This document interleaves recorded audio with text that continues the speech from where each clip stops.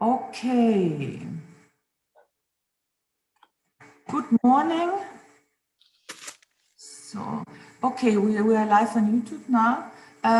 Good morning, Europe. Good afternoon. Good evening, Japan. Today, I would like to welcome you, all of you, to the first online excursion to Japan. Roland Hagenberg will guide us today. Roland Hagenberg is a well-known author, photographer, and artist, and he grew up in Vienna. In the 1980s, he lived in Berlin and New York, where he documented the lives of artists such as Keith Haring, Jean-Michel Basquiat, Robert Mapplethorpe, and Louis Bourgeois. He currently lives in Kyoto, and his books on Japanese modern architects have been published in English, Chinese, and Japanese. Hagenberg's theater play Jetlag premiered last year at the Regional Theater in Munich. Roland Hagenberg has also initiated the Writing project. In Writing, which you may know from previous years, Writing is the birthplace of composer Franz Liszt, and he created experimental guest houses with Japanese architects. In addition, Roland Hagenberg is contributed to magazines such as Vogue and Architectural Digest. In a minute, Roland Hagenberg will tell us about traditional and also modern architecture in Japan in our three-part excursion.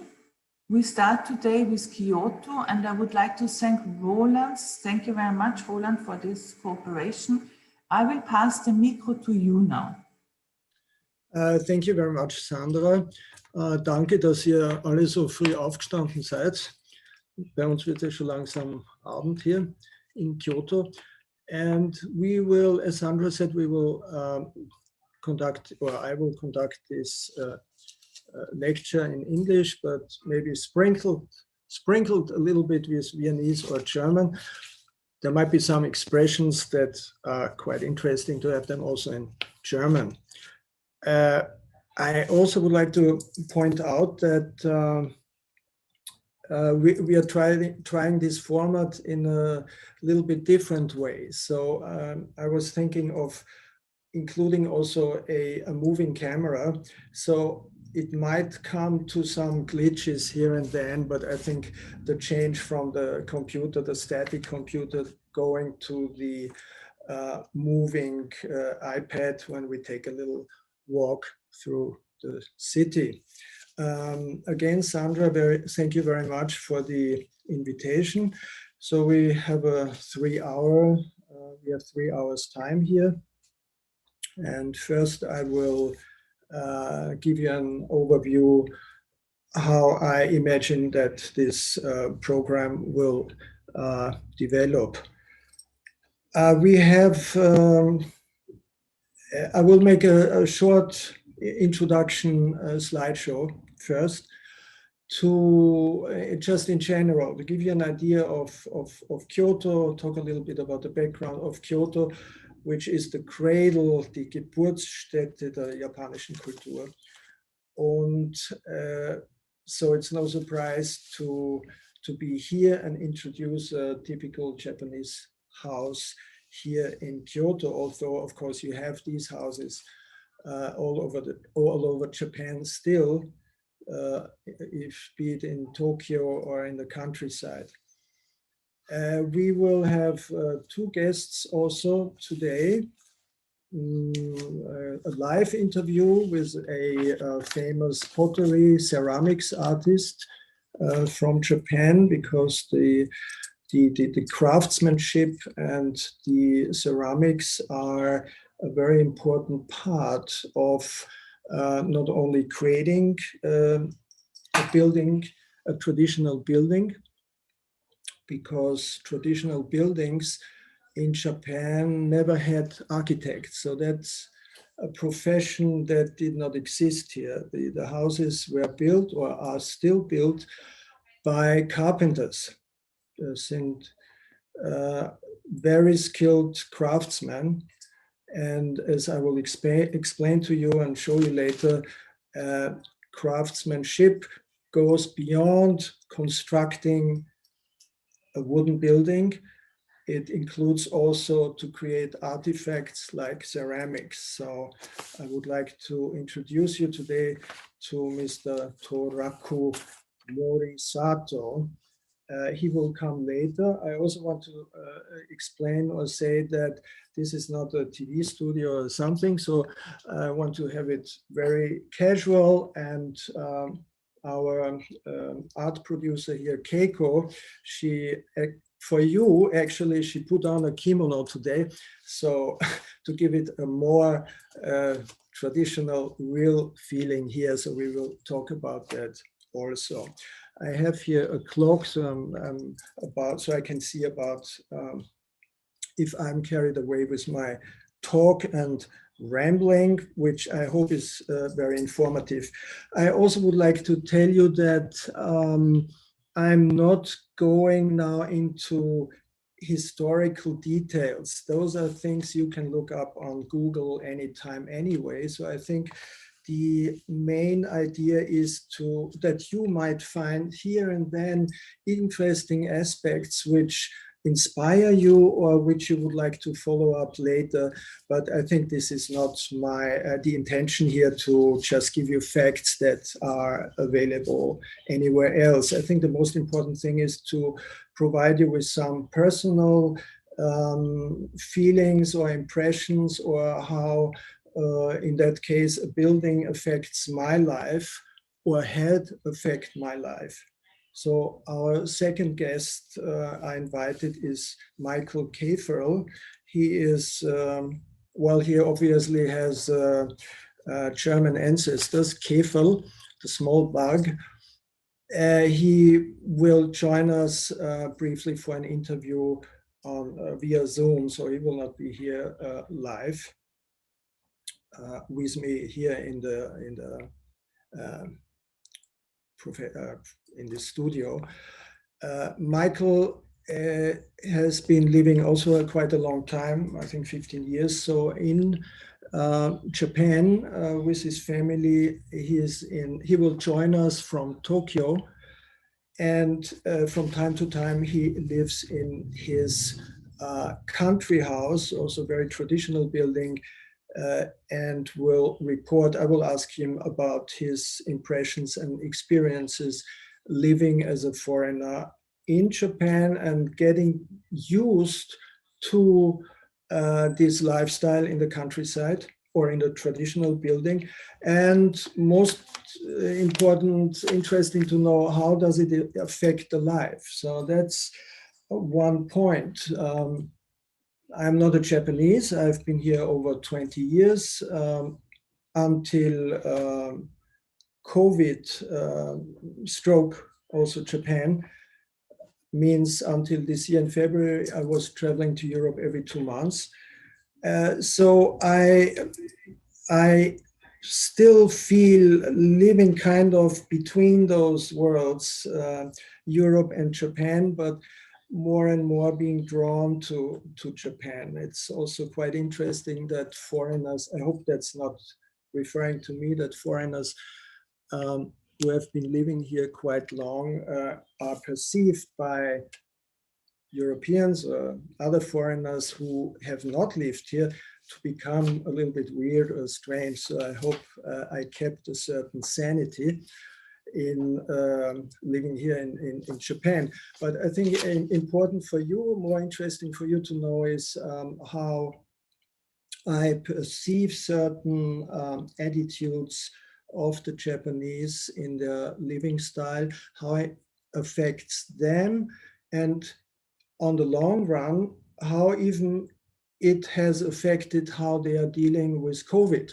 for instance. So we will talk about one of the elements later, the most important element of a Japanese building, the tatami mattress, where I thought, well, they are building the houses around a tatami mattress, this formal structure. How isn't it also in a way affecting how they are dealing with COVID, this orderliness, this putting everything in a frame? So I think those are the interesting aspects for you to to know, and I hope this might lead you to a different way of thinking.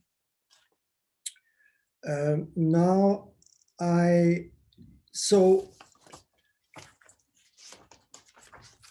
from the structure, I will be very flexible. So if something comes up, I might jump back and forth. I try to keep it lively. And Keiko, I just would like to introduce you to Keiko. She put on a kimono, especially for you today, and she will assist us today. You can and these are the students in Vienna. Okay. Yeah. Hi. Hello. So it's very shy and very decent, everything here. And so first I will go through a short a PowerPoint presentation, and then, which takes about 20 minutes, I guess. And then, since it's dark already, I would like to get outside and take a little walk with you just in the neighborhood so that you get a real feeling how it looks like. Kyoto is very dark. I would say it has only the fourth ein Viertel von der Straßenbeleuchtung wie in Tokio, wenn nicht noch weniger. Warum das so ist, weiß ich auch nicht. But you get used to it and kind of enjoy it, but it's quite dark. So we take a little walk, and then in the meantime, when we come back, our ceramics master should arrive and will set up his thing, and we take it from there. After that, we go through all these important details of traditional Japanese building. We also can actually, but Sandra, I think you can do it. If there's here and then a question, you can interrupt me, especially if we are outside, for instance, or something, and I can answer that spontaneously. So we can do that too, if that's manageable.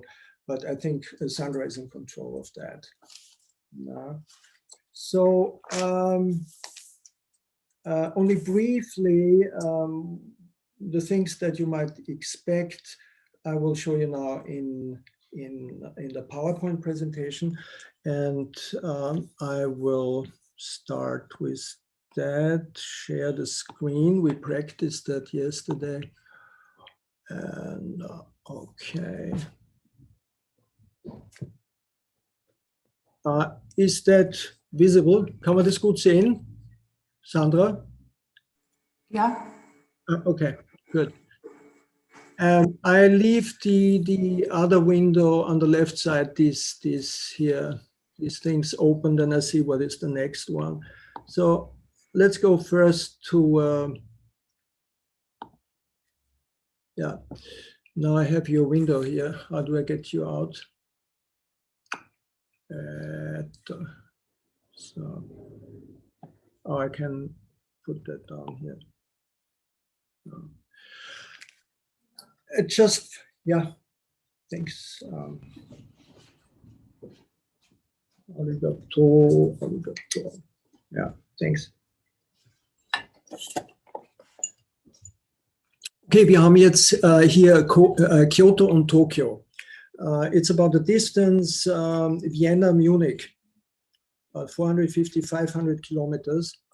And with the Shinkansen, that high-speed train takes 2 hours, 15 minutes. So when I take the train from Vienna to Munich, first of all, it's always late, and it takes 4.5 hours. So it makes time and space is shrinking in Japan. Speed changes also the way you think. So you have things are built small, plus high speed. Life becomes, of course, very intense. So I guess that's also one reason why you need some places to retreat or find in the niches of the society places, oases to retreat. So you see that distance here. Then let's go to Kyoto, just to show you where we are right now. We are here in a little bit in the north from this park here. It's the former where all the emperors retired. When they retired, they were supposed to live here. And this is Kyoto Station. Kyoto Station, very impressive building by Hiroshi Hara. Now, since we are in Japan, age is very important. The respect for the old. So Kazuo Sejima or Nishizawa, they might be the very hip younger generation, but Hara is older. He's the big sensei, the big teacher, and respected. So it's just to tell a little experience. We invited Kengo Kuma, who built the stadium in Tokyo for the Olympics, which is probably canceled.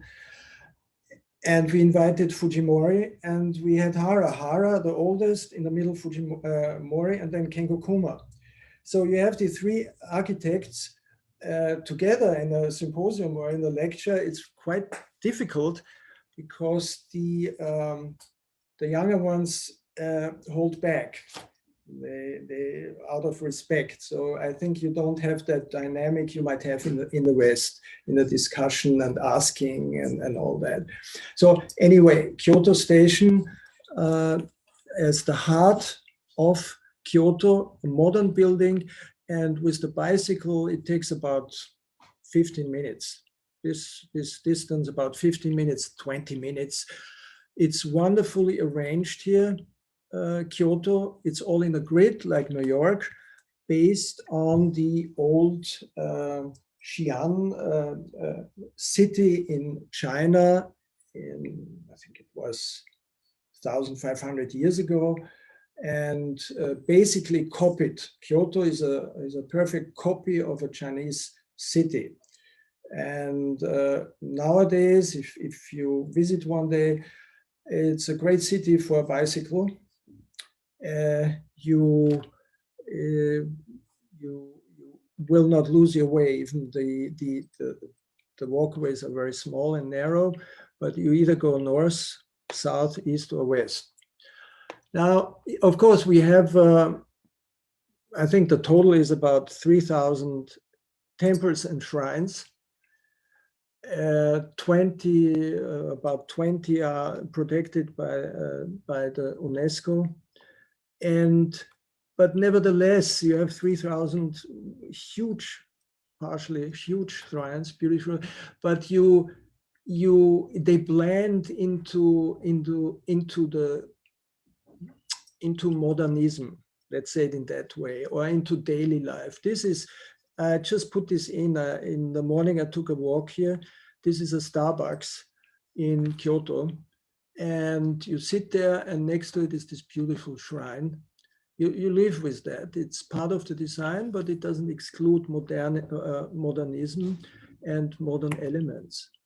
Or you have all, because the image is these old buildings. Yes, of course there are, but then you have these beautiful small boutiques. This is a flower shop, which serves at the same time as a champagne and fruit juice bar. So you sit down, you have this strange sculpture in the back, you can buy things. That's anyway in Japan the thing. So it's not, you never make any more direct advertisings, but you want to be in the marketing very subtle. You want to tell the story. You want to tell a story without putting a big name on it, and entice people then to buy in that way. So Kyoto, I think, is a very nice place to do that in these niches and small corners, to create small kleine Oasen, die Geschichten erzählen und wo man sich wohlfühlen kann. Ne? Dann einer der kleinen Flüsse durch, also man sieht hier natürlich große Bauten und Büros, das gibt es natürlich überall, aber gleich dahinter ist man dann wieder in so einem Holzbauviertel, wie auch in Tokio, weil man hat diese Vorstellung auch von Tokio, das ist diese, naja, in dem dem Großraum, 35 Millionen Einwohner, dass da jetzt nur Wolkenkratzer sehen. Das ist ja nicht der Fall. Es sind Wolkenkratzerzentren und na, jetzt brennt es vielleicht wieder, könnt ihr das hören? Ja, es ist natürlich, das werden wir dann draußen sehen, es sind ja alles Holzhäuser und da müssen dann vor den Häusern auch die Wassereimer stehen. Das ist noch gesetzlich vorgeschrieben, dass da rote Wassereimer stehen, wenn dann Feuer ausbricht, dann hat man gerade so einen Kübel so drüber schütten. Ob es hilft, weiß ich nicht. Das ist hier so, haben die Studenten jetzt gerade bauen ein Teehaus, glaube ich, nehme ich an. Dann hier war gerade so eine Kunstveranstaltung, ein neu eröffnetes Museum. Der Direktor ist Jun Aoki, den ihr vielleicht auch kennt. And he renovated this old traditional building and turned it into a modern art museum. You drive with the bicycle 10-15 minutes, you are then in the big Kamogawa River, auf Deutsch der Entenfluss, which goes through the town, and it's a great way to relax and for biking. So you have that tour. Kyoto has about 1.5 million inhabitants. Compared to other cities in Japan, very small. But it is the cradle of Japanese culture. So all the Japanese outside of Kyoto consider Kyoto as their, how shall I say it, as their, where they hold on to culturally. It gives them a certain strength. Yeah, I would not say it's a nationalism. Yeah, and this cultural, it's not comparable with a Viennese pride of culture. I would not compare it in that way because Japanese would be much too bescheiden to say it in that way. No. We have guest houses that are guest houses with a modern ambiente, but in a traditional house as we are here now, which I will show you. So you have all this big variety. You have shops like this in old buildings. Important also the garden always. So you have modern designers and then telling their stories. In that case, it's a ceramics place, telling their story, their brand, and doing the marketing in that way. So you can go to places and you have a Louis Vuitton shop integrated in such an atmosphere here in Kyoto. And but you have also this, I was just recently, cafes like this, many more than in Tokyo. So you have a little Parisian feeling too. That one more in a Californian, could be like a Californian easy hippie style cafe, but Kyoto is not only stone gardens and everything. Interesting to be, it was Kyoto, I don't know if you know it, was actually the prime target for the atomic bombing in 1945. So Tokyo in 1945 at that time was already mostly destroyed with firebombing. I don't know the numbers, but it was in one night, I think 200,000 people burned. So Tokyo was not an interesting target for the atomic bombing anymore because it would not do any more big damage. So the Americans opted for Kyoto. And one of the advisors of that, it has a strange name, it was called die atomare Zielsuche oder so ein Komitee, einen ganz komischen Namen. Die haben also ausgewählt, welche Stadt. Und in der Kommission waren Amerikaner, der hieß Henry Stimson. Henry Stimson, ja, Kriegsminister war der. Der hatte in Kyoto geheiratet vorher und da war der hatte so eine sentimentale Beziehung zur Erinnerung an Kyoto und hat dann eben die Militärs davon überzeugt, also doch Kyoto nicht zu bombardieren. Also da wäre ja nichts mehr übrig geblieben. Ne? Und da ist man dann eben ausgewichen auf Kokura im Süden von Japan. Und also Kokura, das wäre dann hier in Kyushu. Ne? Aber da war schlechtes Wetter. Und dann sind die Bomber abgewichen und sind dann nach Nagasaki. Also das war alles eine Kette von Umständen, die nicht einmal die Militärs planen haben können. Aber so das will ich ihm sagen, so hat Kyoto überlebt. Ja. Und vielleicht noch interessant zu sagen jetzt noch über Kyoto, man hat diese Modernität im Design, in diesen Nischen, in der Innovation. Es ist ja hier auch also Nintendo ist hier zu Hause, also der Super Mario, Game Consoles, das kommt alles aus Kyoto. Ne? Und da könnte man natürlich auch jetzt, es gibt hier das größte Manga-Museum. Und da kann man natürlich jetzt auch wieder so einen Bezug herstellen zu China. Der Holzdruck kam ja aus China, Illustration.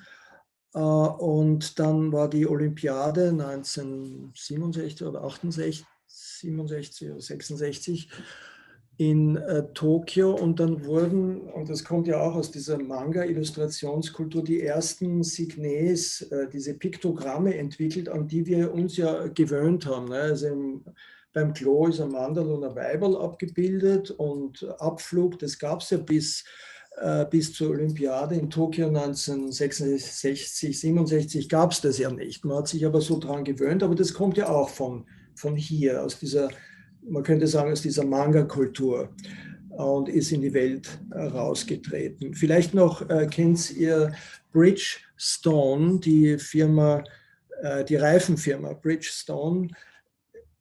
Der hieß eigentlich Ishibashi, also Steinbrücke, und dann hat er draus für das Marketing im Ausland, hat er dann aus der Steinbrücke hat er Bridgestone gemacht. Und die haben diese, nicht Holzsandalen, aus diesen Holzsandalen haben die schon vor 1860 oder so, haben die diese Sandalen, wo die große Zehe separat ist, mit den anderen Zehen. Vielleicht habt ihr das schon mal gesehen. Und aus diesen Sandalen und Schlapfen, von dieser Schlapfenfabrik, ist dann die große Bridgestone-Firma entstanden. Also das nur jetzt nebenbei, dass Kyoto nicht nur Tempel ist, sondern auch sehr innovativ und on the forefront of even brain science, neurofeedbacks and computer technology. So let me go back to this afterwards. So where does the original, the traditional Japanese house originate from? Now, that is a replica, of course, from a so-called Jomon pit housing. That's an ancient house going back probably 8,000 years. I have it here somewhere. And what it was just an a pit, an earthen ground covered with straw, and that was it. But the basic structure had survived until now, and certain elements live on even in modern architecture. So you have this interesting, I like this. This is by Ryu Nishizawa Museum, this UFO-like structure of a museum installation, a permanent museum installation. And it reminds me a lot of this Jomon original Japanese housing thousands of years ago, but of course with new material and new. So then we had the, so inside was an earthen floor, and the center, of course, a small hole for the fireplace, and covered with simple tree beams, not yet straightened. You just took what was available and you covered it. But, okay, here's another photo. Slowly, the poor people at that, until 200, 300 years ago, they lived on this mud floor, and they just covered it with a very thin straw mattress. And I will show you then, and from that the tatami developed. But we have now in modern times, this is a Terranobu Fujimori building in Reiding bei Wien, also dieser Geburtsort von Franz Liszt, wo diese Elemente beibehalten sind. Also Fujimori ist natürlich ein gutes Beispiel, weil seine Architektur bezieht sich, there are only references to that ancient past of Japan, and it's part of his style, that's his signature and all that. And hi, ganz kurze Unterbrechung. Just would like to briefly introduce you to our ceramics master. Only say hello briefly. Here are the students, and oh, you cannot see me now because we have the Sandra? Hello. Yes, yes, I can see you, Roland. You can see me or the presentation now? Well, the people on Zoom can all see you and the presentation. And the people on YouTube can also see you because you have the presentation. Okay, and this is okay, great. Then we do it later. Okay. Arigato. So. And okay, we see now this house Fujimori. Another, going back just briefly into the past, the Ise Shrine. Now the Ise Shrine is also for the Japanese a holy building, a reference point in architecture. Now I'm saying architecture because that word didn't exist. There was no architecture. It was a structural building produced by skilled craftsmen and carpenters. The interesting thing is that this Ise Shrine is rebuilt every 20 years. And in 2014, so soon, in 2024, it will be then rebuilt for the 63rd time. Means down to the tiniest wood nail. It's a complete reconstruction, always on the opposite side of the building and then going back. And going back to Fujimori, again, he uses those ancient structure elements, which are beams covering the roof with natural materials, and using the natural forms of trees and beams as a style element. And then we have out of these beams, of these natural elements, then suddenly came this this minimalistic purism. I always say the West didn't invent minimalism.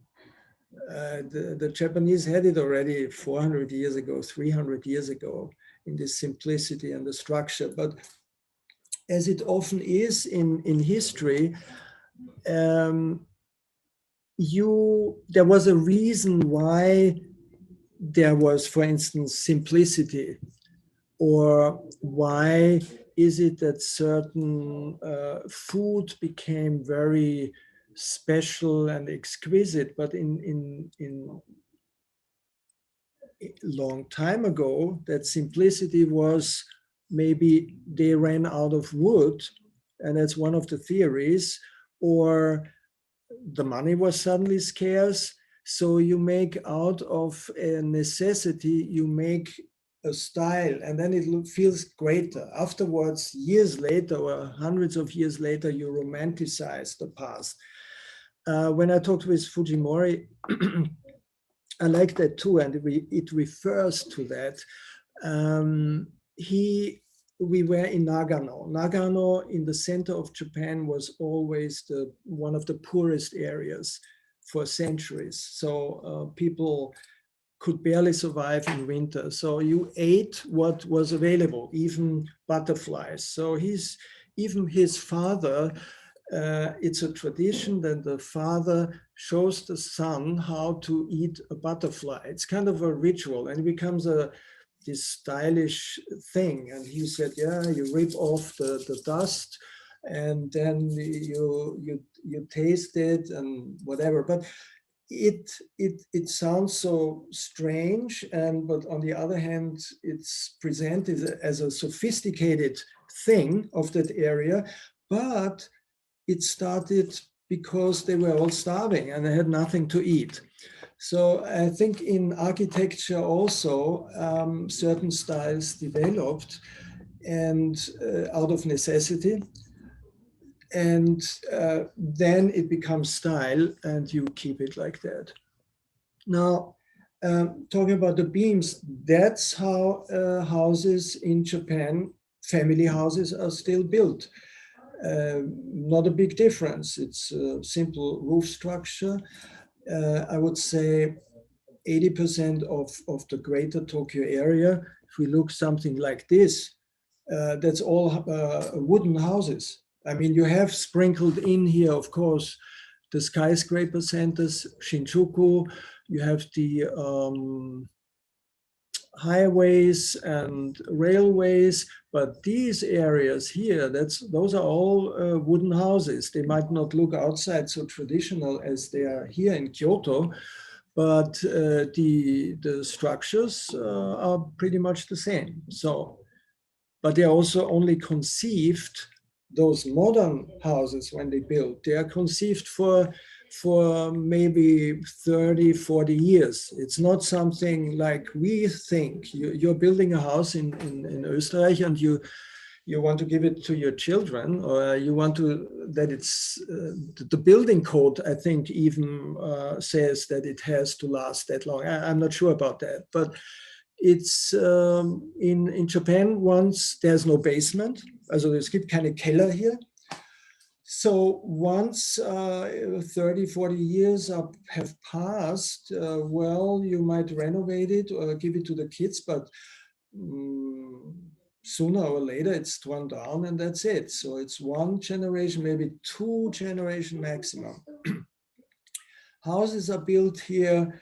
So in Kyoto is a little bit different, because that's the tradition and the culture, and you keep that house in the family. So it's quite normal that you have here 300 or 400-year-old, as one lineage of one family, 400 years living in the same house here in Kyoto.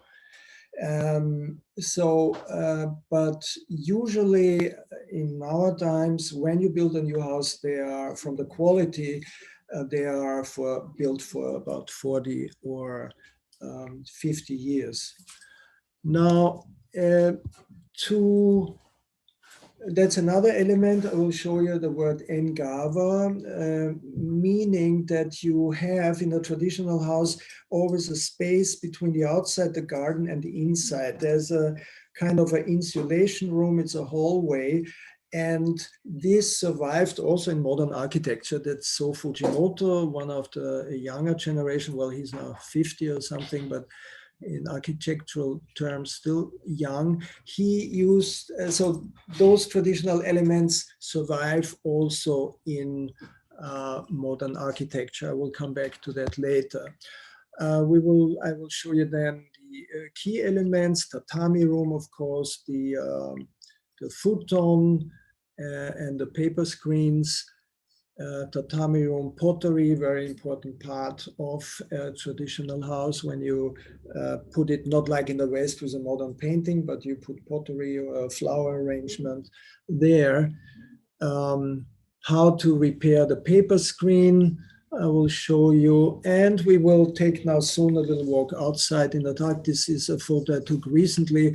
We still have, so not only in Kyoto, but in Tokyo bath houses, the so-called sentos, they originated a little bit like in Vienna. I think the name was Tröpfelbad. I don't know if you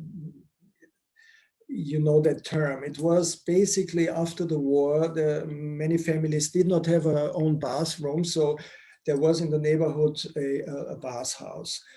And that survived in Japan in a one-way too, in the so-called sento, but they are more sophisticated, so with sauna, and they are open till 12 o'clock midnight. Later too, one of those oases where you can relax when you come back late at night. And as you know, and in normal times, meaning in not Corona times, Japanese still work officially till 5 o'clock, and then for free for the company till 9 o'clock or 10 o'clock in the evening. That's the normal way of life. And then you go for a drink with the colleagues, and you return around 11 or 12 with one of the last trains, and you come home, take a bath, either at home, or some people go to the center and the sauna. So your day ends practically at 12 o'clock at night or 1 o'clock, and then you get up at 6 o'clock again in normal times. Tatami mattress, the core, the heart of Japanese life. I personally think so. That's where everything originated. The tatami room defines how, that's what I think. Maybe Japanese who are listening now, they might not directly agree, but I think it defines also the way of thinking. It defines the shape of the house, and it binds to the culture. And good. So that's where we are now. We will come back to that. And I guess we will take now a little walk outside. We have now 6 o'clock. And that was a little introduction, just general introduction, a little bit about Kyoto. In this picture, you can see the Kyoto Tower. This is das Wahrzeichen von Kyoto, was built, I think, in the 50s, 60s as a pendant to the Tokyo Tower in Tokyo as a symbol for the city. Ich werde das jetzt mal da abstellen. Ja. So, jetzt komme ich wieder. Wo bin ich da jetzt? Your screen sharing is paused. Stop share, ne? Okay, dann bin ich wieder. Roland, sollen wir vielleicht 1, 2 Fragen erlauben, bevor du raus? Ja, klar. Also anytime, I'm completely flexible with that, so we don't have a strict time schedule. Ich habe keine Frage im Chat, aber vielleicht möchte jemand von euch jetzt eine Frage stellen.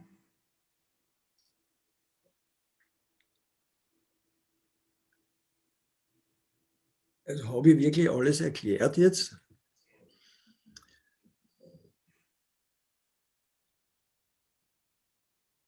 Okay. Wer von euch war schon mal in Japan? Nilumir. Will jemand, wollt ihr nach Japan einmal, wenn es möglich ist? Oder ist Japan ist eigentlich nur so eine Illusion, die man nicht gesehen haben muss, sondern vielleicht als Illusion weiterleben lässt. Ne? Es ist natürlich klar, man hat diese Vorstellung, diese Signale, die man da aus dem fernen Osten kriegt. Na klar, man hat diese Klischees, Manga und das alles ist natürlich auch, it's one way to keep it alive and then you come there and you might be disappointed or so, or let's say, is it important for your work or for your profession that you want to, also den Beruf, den ihr ergreifen möchtet, ist Japan wichtig oder? Ja, das würde mich interessieren. Ja.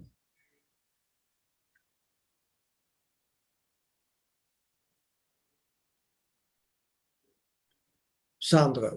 Wir haben ganz viele, jetzt gibt es ein paar Fragen, wir haben ganz viele Ja's.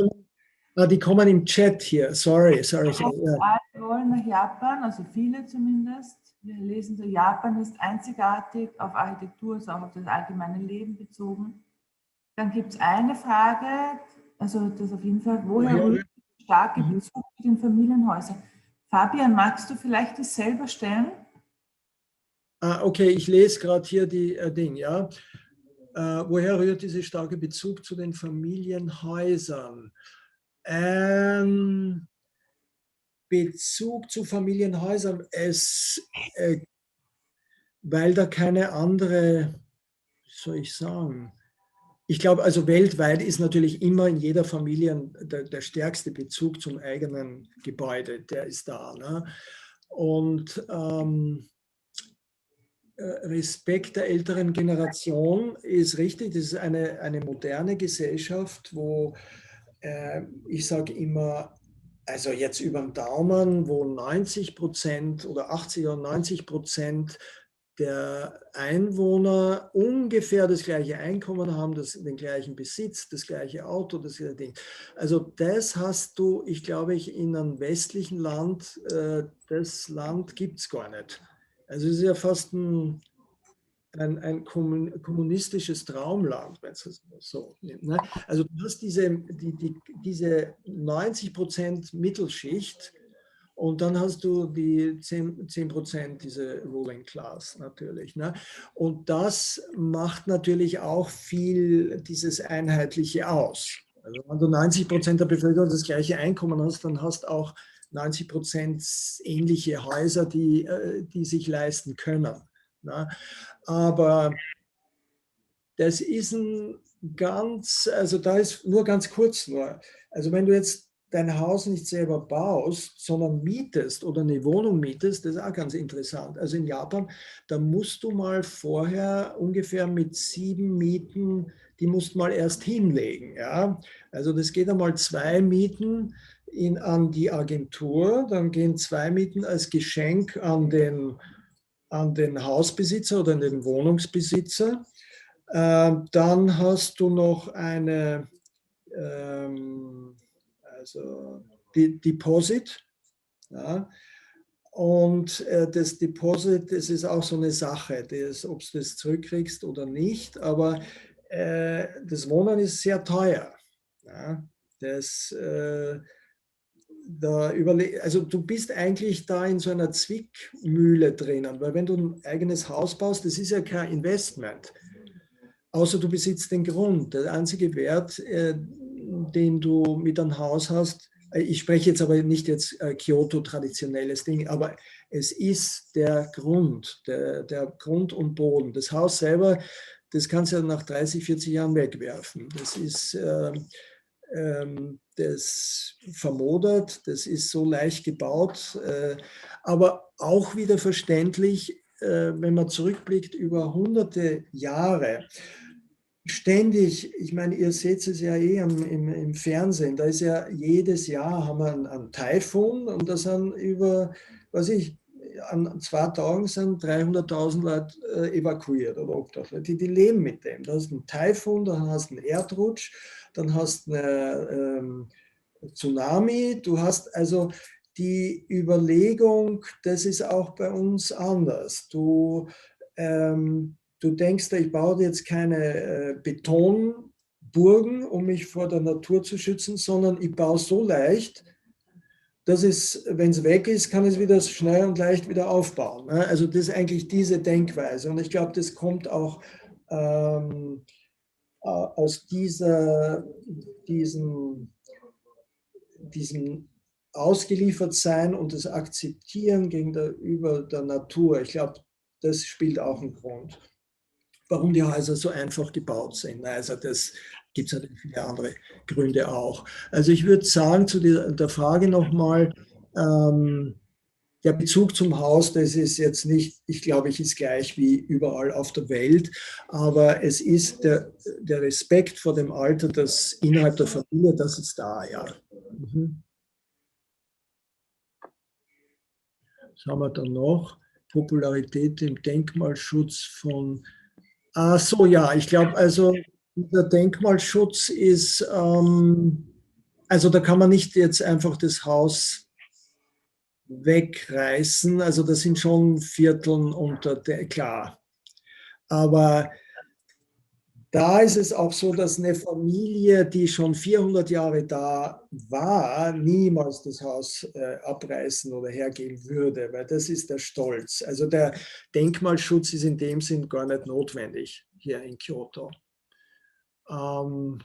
Gegensatz andere Ersag von Erdbeben. Naja, Erdbeben haben wir eigentlich überall.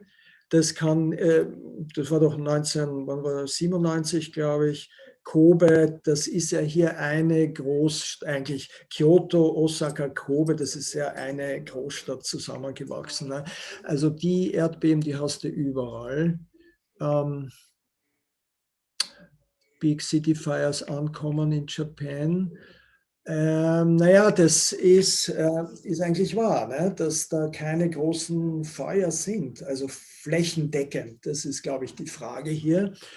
Und das ist keine Diskussion. Also ob man jetzt vom Holz weggeht. Die Materialien sind natürlich auch feuerfeste Materialien, schwer brennbar, also die imprägniert, also ich bin da kein Fachmann jetzt, das wisst ihr vielleicht besser, also man geht da schon mit der Technologie, aber diese traditionellen Häuser, nee, das ist sehr gefährlich. Ja. Aber warum es jetzt wieder keine, ich meine, ich zeige es euch dann, wir haben hier im Tatami-Raum ist diese Feuerstelle für die Teezeremonie. Ja. Also da sind's halt, da passt halt jeder auf wahrscheinlich. Ja. Und reason a lot of Europeans switch to stone, naja, das ist, also Tokio ist made of wood. Tokio is built of wood. Also außen sieht man es natürlich nicht, aber ja. Gut, ich glaube, das waren jetzt so Main Questions. Noch eine Frage, Roland? Ja. Eine Frage gab es aus der WhatsApp-Gruppe, wie wichtig das Agave in Japan ist. Entschuldige, ich habe nicht verstanden. Sorry, nochmal, ich habe nicht verstanden. Wie wichtig ist Egawa in Japan? Der Engawa. Engawa, ne? E-H-G-A-W-A. Genau, das ist dieses Vorraum im Haus, das die Fujimoto auch mit einbezogen hat. Ja, Engawa. Architektur. Engawa, Entschuldigung. Ja, Engawa, mein Fehler. Neige ich gleich, ja. Engawa, naja, es ist, die Japaner sind schon alle sehr praktisch. Also es kommt immer aus dem Praktischen, hat sich dann der Stil entwickelt. Ja, also Form follows Function. Ja. Und der Engawa hat dieser Zwischenraum, ist ein Hallway, Walkway. Ich komme gleich darauf zurück und zeige es dann mit der anderen Kamera hier. Ich kann das jetzt sogar, naja, ist ein bisschen schwierig jetzt. Er hat eine Isolationsfunktion. Er dämmt, obwohl da, also man hat die Außenwand ursprünglich, da war eine Außenwand aus Papier. Dann ist dieser kleine Vorraum oder Gang, der das Haus umgibt, und dann gab es nochmal eine Wand aus Papier. Das haben wir heute auch noch, nur ist da jetzt Papier und Glas. Aber trotzdem noch sehr dünn gebaut und da zischt der Wind durch. Jetzt einmal ich würde sagen, aber dieser Gang allein, der macht einen Unterschied von 10 Grad sicher aus, vielleicht sogar 15 Grad im Winter. Ich habe das selber nicht geglaubt, aber Papier allein, so ein dünnes Blattl Papier, so eine ganze Wand, die hält ziemlich viel ab. Der andere Grund war, also Schutz natürlich von außen. Du hast im Sommer, ist es sehr heiß hier, 40 Grad. Du hast im Winter Schnee hier. Die Temperaturunterschiede sind extrem. Kyoto ist bekannt für den eiskalten Winter, weil es ist so eingebettet im Tal, also in so einem Becken. Und Papier hält den Wind ab, lässt aber die Luft durch. Und das ist wichtig, weil du hast ja die Feuerstelle drin. Im Tatami-Raum hast du eine Feuerstelle. Also wenn du da Kohlen hast und gut, jetzt nicht mehr, jetzt nur mehr bei Teezeremonie, aber dann lüftet das durch, sonst hast du ja eine Rauchgasverkehr. Also das hat auch die Funktion. Und dann vom Ästhetischen her ist es so dieser Übergang hinaus in die Natur. Also der Raum wird ja größer. Du hast also, wenn du hier, Moment mal, ich werde es kurz mal, jetzt sieht man hier, so, das ist der Garten hier. Ne? Du hast also vom Raum zwischen Garten und wo ich jetzt sitze, ja, ist dieser Engawa hier. Ja? Da ist die Papierwand, wir gehen dann gleich nachher hin. Und der Raum wird größer einfach, weil du hast ein Übergang macht einfach alles größer. Also ich glaube, das sind so ganz einfach gesagt, warum das so wichtig ist und warum dieser Engawa auch in der modernen Architektur weiterlebt. Also du hast diese Zwischenräume nach außen hin. Also im Grunde ist ja ein Balkon, ein großer Balkon, eine Veranda, die ein bisschen abgedeckt ist, also auch eine Form von Engawa. Ja. Und ein Balkon macht doch auch eine Wohnung gleich ganz anders. Ne? Also du sitzt zwar drinnen, der Raum bleibt gleich, aber durch den Balkon wird alles größer. Ne? Ja. So like a private session, bevor man im Haus reinkommt, unter allen anderen Funktionen, das es hat, sozusagen. Also das, bevor man yeah, it's not the entrance. So that's always the back of the building. Oh, is in the back, because I got it that is in the... To the engawa, no. It might be around, but it's not the entrance of the building. So this is more... Oh, I got it. Back. Yeah? The garden is always in the back. It's only for you. It's private, the garden. Nobody sees the garden. Nobody steps into it. Okay. But actually, we could... we have now 6 o'clock. I would say I show you now the garden and then we take a walk outside. Okay? Dann müssen wir... Danke. Okay, thanks. And then we have to switch, but that is now what we tried to practice yesterday. I have to turn off here. So Sandra, you turn me off, right, from the main computer, we said. Ja, du nimmst anderen, ich schalte dich stumm und du presst.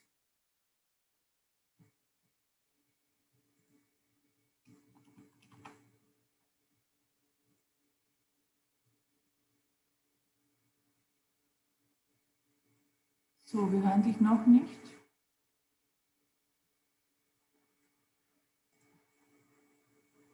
Aber ich sehe dich.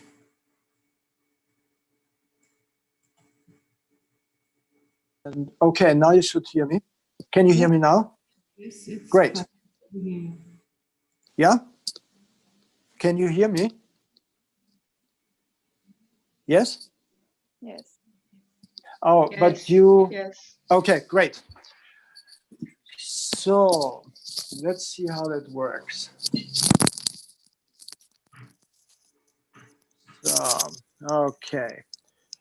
So, jetzt gehen wir zuerst mal auf diesen Engawa. Ich habe natürlich das alles ausleuchten müssen, weil sonst wird es zu dunkel. Ich gehe jetzt mal hier kurz hier, da haben wir jetzt so eine, nur damit ihr seht, wo ich da sitze eigentlich, unser professionelles Studio. Da sehen wir jetzt genau hier den Engawa. Das wäre dieser, das ist ein Holzboden. Ja? Und der hier sind die Papierwände und hier ist der Garten draußen. Den können wir jetzt einmal aufmachen. Das ist eine ganz normale Schiebetür, ja, aus Glas. Jetzt müsst ihr euch nur vorstellen, hier ist die Schiebetür, die geht jetzt hier zu.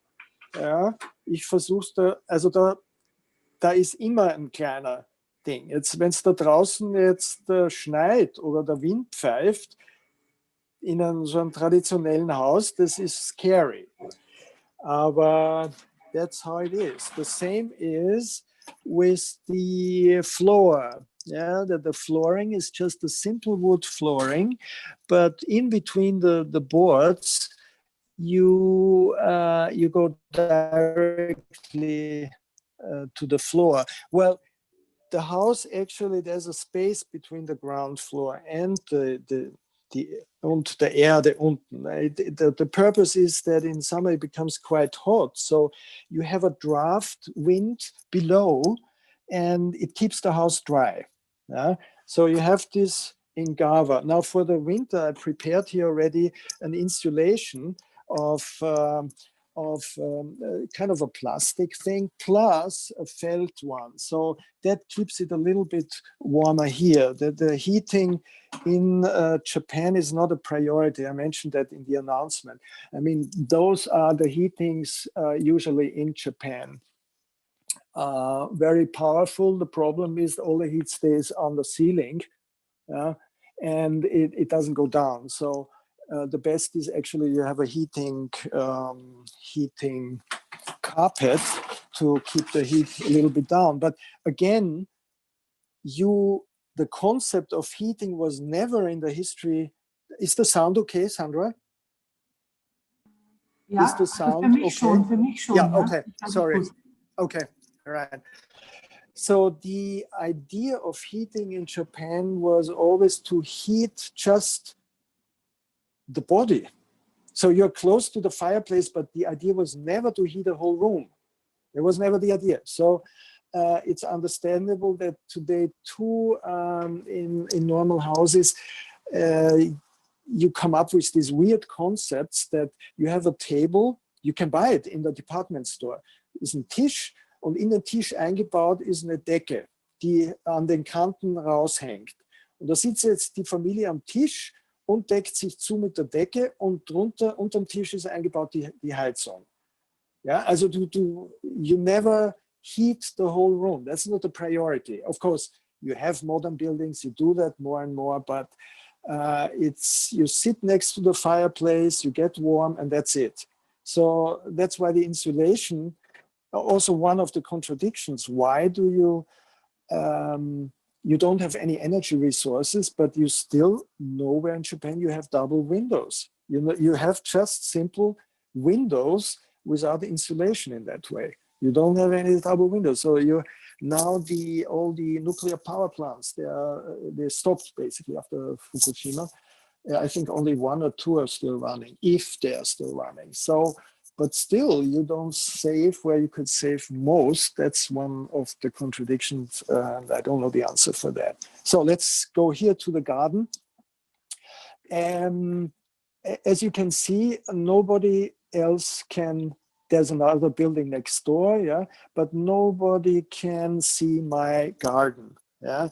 So you go back here, you wake up in the morning and you have people and you have always this fantastic view of a garden outside. Of course, the main original purpose or most of these culturally important things, they were imported from China a long time ago. And the elements are, you have, first of all, stones. Yeah, they originated originally in China. In the mythology, in the Chinese mythology, you had these 8 wise magical men, and symbolized them in the stones. But you also refer to nature, and you try to recreate nature without the water or the waterfall. But as you can see it here too, you have on top the main stones.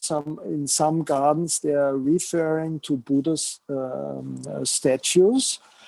And then from the stone, it runs down the water stream. It's moss in that case. And then you have the pebbles and little stones, kind of a beach. Yeah, so you combine these elements of earth and water. But much more clearer you have it with the important so-called toro, it's called. It's the lantern. Also originating from China. You have on the bottom part where the lantern is standing on the stand, it's for the earth. Then the longer part is for water. The middle part where you put in a candle or where light is burning is a fire. Then you have air, and on the very top it's the spirit. So it has a meditational function, and not like in our with us in the West or Schrebergarten or so, you have where you sit inside. That's not the purpose. The purpose of the garden is here to meditate and enjoy it, how it looks like. Interesting question is, how does one decide if a stone is beautiful? No? And in the Western thinking, it's more, it has to be straight. Why is this stone so nice? There's a profession in Japan where they have actually agents traveling through Japan and looking at riverbeds and trying to find the most perfect, beautiful stone. But who says that's another issue then? Okay. So anyway, you have here the garden, and you come to the engawa here, and you come then inside, and here's another part. This I will explain then later. So Sandra, shall we take a walk outside? And maybe when shall we just a moment here, please. When shall we start here? Now? Is okay? Roland, okay. Roland, hörst du mich? Ja, ich glaube, es ist gut, wenn du jetzt rausgehst, weil dann braucht man nicht wechseln. Die einzige Bitte ist, hin und wieder kurz stoppen, wenn du was zeigst, weil sonst ruckelt die Kamera so. Also die Übertragung ist langsamer. Okay. Das heißt, so wie gestern wenn du was erklärst, die Kamera länger ruhig halten, als du sie ruhig halten würdest. Okay. Ansonsten, stand in the camera. Okay. Jetzt ist there's one request interview with the ceramics artist. I mean, it stays with the same camera anyway, and then we go outside. Is that okay? Sure. Yes, Roland. Yeah? Okay, sure. Well, let me call. It's getting cold outside, so I'm having here only paper walls, so I closed the door. So. Okay. So, and now let me get my. So I would like to introduce you now to Mr. Morisato,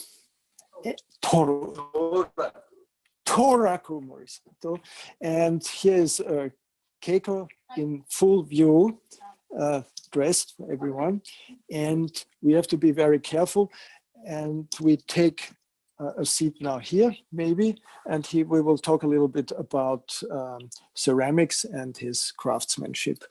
And here. So yeah, I think we can sit here. So this is, let me get you a view here. We are very flexible. So that's a typical Japanese tatami room. We are here now, and it has an opening. This is actually the fireplace where you put the charcoal. Basically, all the traditional tatami rooms have that. You cover it, or you can cover it, of course. And this kama is a very expensive one.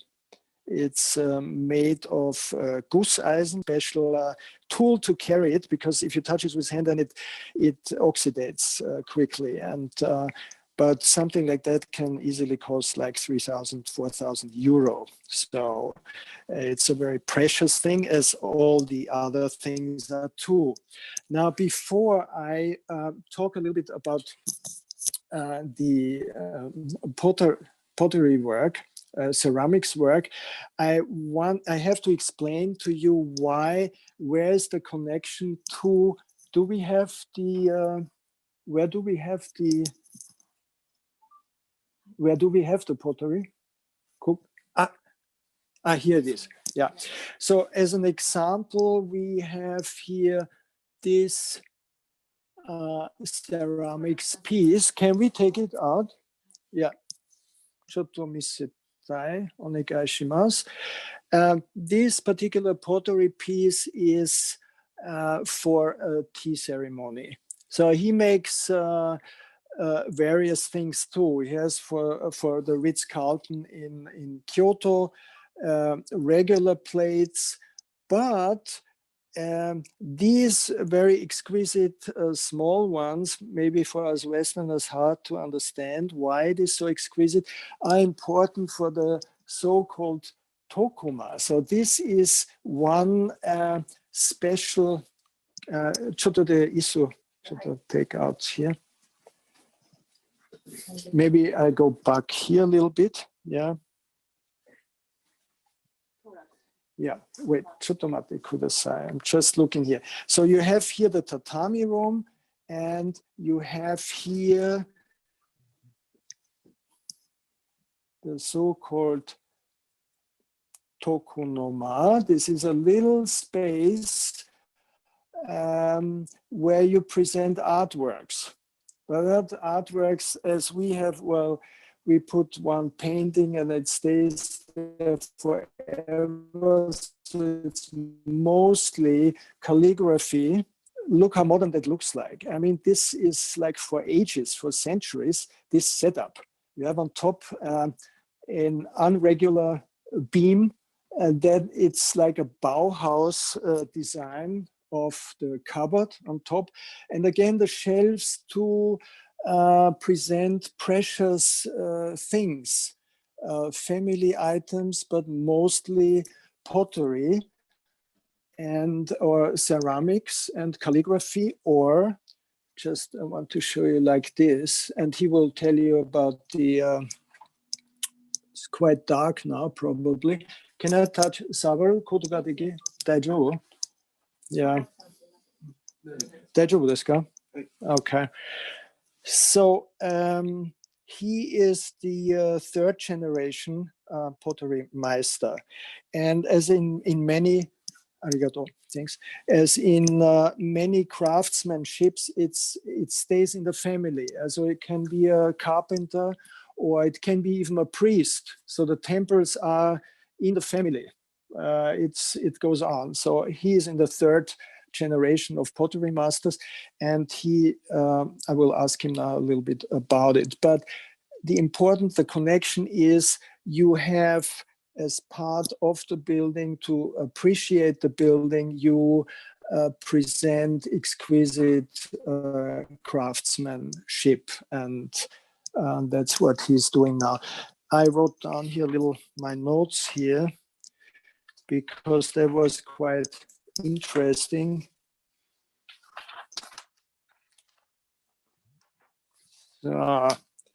Maybe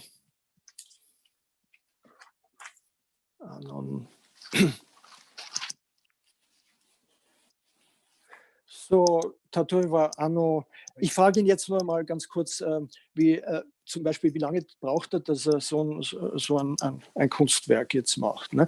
どのぐらいかかります？例えばカップ。これはい。これだと15日か。Also 15 Tage arbeitet er an dem. And the process はちょっと説明する前に説明しました。Er hat mir vorher kurz erklärt, wie so ein Item entsteht. Ja? Und zwar, gut, zuerst wieder mal, das sind insgesamt 13 Punkte. Ja?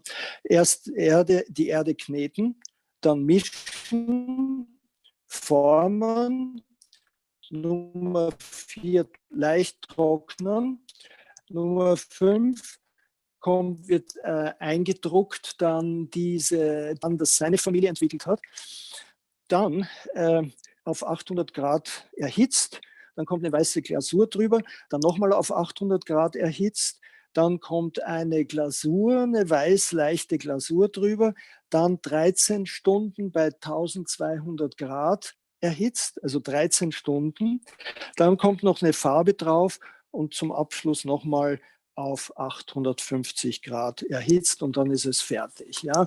Also dann ist auch ein entsprechender, also es ist nicht das einfach formen und in den Ofen und fertig gebacken, sondern da ist über lange Zeit eine Technik entwickelt worden, die dann wodurch natürlich auch Wert entsteht. Ja? And, お客さんのためにどんな希望がある、どんな気持ち、also もし例えばお客さん作品見る、どんな feeling まず使ってほしい。できれば、いつも使ってほしい。そして、楽しい気持ちを持ってもらいたい。この器を使われたら、今日一日いい出来事ができたと思ってもらえるようになってもらいたい。Also er möchte natürlich, dass er das verwendet und nicht nur anschaut. Aber er hat mir dann vorher auch erklärt, so sein Image ist, dass er zum Beispiel, wenn es eine Vase, if it is a vase, then the vase should trigger in the observer of the vase the feeling that this is the earth for the flower. So you trigger imagination and you look at it, and that's why it's also so important to have a special place in the house where you look at it, kind of like the garden. No? And the Ichiban Mutsukashi no koto wa process no naka ni donna ichiban Mutsukashi no tsuchiが選ぶなかなかいいのがない。だから、いろんな土をブレンドして常に、いい土になるように、その時ブレンドです。Also das Komplizierteste in dem Ganzen ist bei Pottery, die richtige Erde zu finden und die richtige Mixtur. Also der Tsuji und そして、焼く時、いつも、焼くと、色が変わる。だから、その度にどのように焼ければいいか、やはり、考えて。Und der zweite Teil natürlich beim Burning im Ofen, weil die genaue Temperatur bestimmt dann die Farbe von der Ceramic und der Pottery. So also die letzte Frage, die ich jetzt noch habe, ist 例えば毎日働きます。どんなプロセスありますか？ Like 毎日8時起きます。そして働く。そして本当にストリクト。簡単 easy donor process. 毎日決まった時間、に9時過ぎに仕事して、そして6時、7時まで仕事して、で、いつ起きます？朝、朝、8時。Also,朝8時起きて。Also um 8 Uhr steht er auf. で、9時半には仕事をして。Und pünktlich um 9:30 Uhr fängt er an zu arbeiten. で、だいたい7時まで、夜の7時まで仕事をします。Und macht dann durch bis 7 Uhr am Abend. ただ、仕事内容によっては、食事をしてからまた、12時ぐらい。Also dann hat er noch Abendessen und dann arbeitet er weiter bis 10 Uhr. Also sehr, sehr reglementiert alles. Demo tatoi wa ina I mood oder warui mood so kanke nashi. Aha. Also auch wenn er schlecht drauf ist an einem Tag und am anderen Tag wieder gut drauf, das ist egal, das zieht er so durch und macht halt so die Arbeit unabhängig, wie er sich fühlt. これなんか作ってると途中でやめられないから完成するまで仕事。Kann sie immer. 終わる。Finish. Also wenn er so so eine Ceramik beginnt, also da macht er keine Pause oder so, sondern in einem durch, so weit wie möglich. Ja. Okay. Hi, arigatou gozaimasu. Thank you very much. Ja. Eine kurze Einführung in die Welt der Ceramics. Thank you. Arigatou. Thank you. Thank you. Okay. Roland, hörst du mich? Roland? Ja, ich höre dich. Warte. Bitte, Ja. Bitte. Könntest du hast es nämlich oft Deutsch gesprochen, was gut war, aber könntest du das Wichtigste nochmal, sorry, now I'm talking in German. We had a request that we talk only English, please, because it's confusing to change between German and English. Okay. Is it possible to repeat what you just talked in English? Yeah. Briefly, yeah. Okay. Just in brief, in a part of the tatami room is for the tea ceremony a little opening in the floor where you put in the charcoal and heat up the water of the so-called kama. In the kama, it's an iron bowl for making the tea. It's very exquisite, very expensive, up to 3,000 or 4,000 euro. You cannot touch it by hand. There's a special tool to heave it out or to put it in, because otherwise it would oxidate the metal and damage the metal. And it's out of this so-called iron bowl kama is like all the other utensils, very exquisite, sometimes given from generation to generation. And Mr. Morisato, who I just interviewed, is a ceramics artist, and he makes very exquisite pottery and ceramics. And as I explained, in a traditional Japanese room, those out of respect and for enjoyment of beauty and kind of a meditation, like looking at the beautiful stone garden, you have a so-called enclosure here in the building, and a special place where you can where you display these ceramics. It can also be then combined, of course, with ikebana or flour. And the more exquisite the potteries are and the ceramics, then the more you can actually show how sophisticated you are. From the visuals, it's not like in the West so much paintings, but calligraphy and the respect of writing. This is actually a modern calligraphy here, but painted or written by an 85-year-old calligraphy meister. Yeah. Briefly to the process of this artist,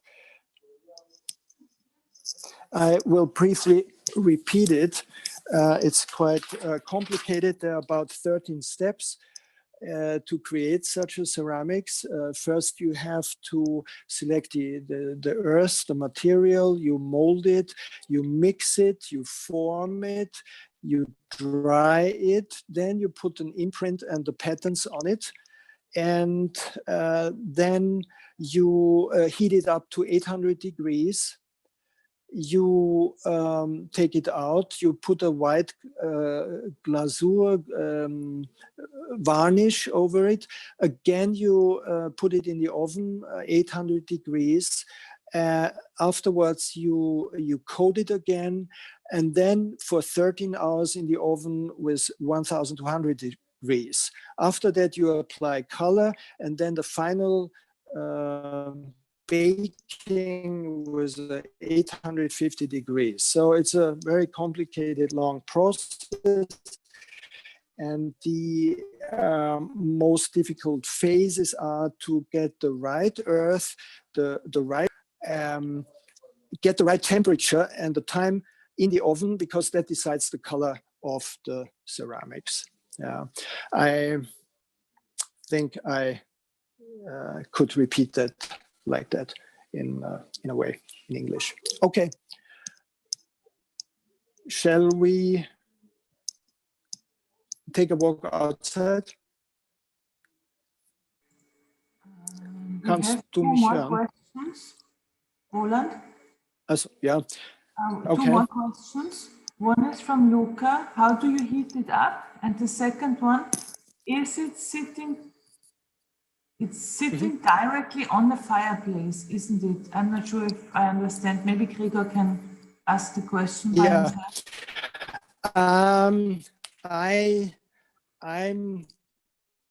Nobody is looking at me now. I'm not supposed to touch this at all. Here, there are 3 iron hooks, kind of. Can you see this one? This iron piece. So it's standing on these 3 iron, how do you say, holders. And under it is kind of an earth sand as thin as ash. And you put the, you heat the coal first outside, and you put the burning coal then into this opening. So you don't start heating the coal inside here, but you put already the red burning coal in this sink. Okay. So, and that heats up then the oven. So the water, I mean. But why not use the water heated up with gas before? I mean, that's the idea of purity and part of the whole tea ceremony, and the idea of natural materials and fire. And again, the theme fire and water and beauty. No? Okay.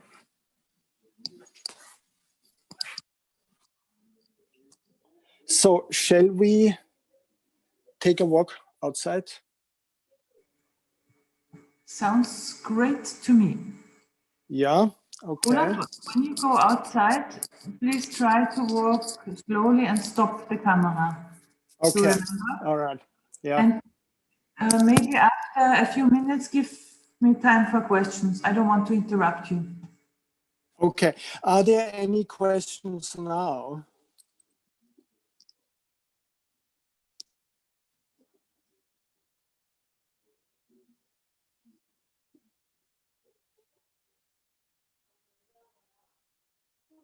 As on the iPad, I don't have the chat line, so I don't see that. Yeah, No. Marina has a question. Marina, you want to ask it yourself? Okay, yes. So my question is, I didn't exactly understand how the heating is happening. It happens on the ceiling, and on the floor there is like a fuge that is only with air, or how exactly does it work?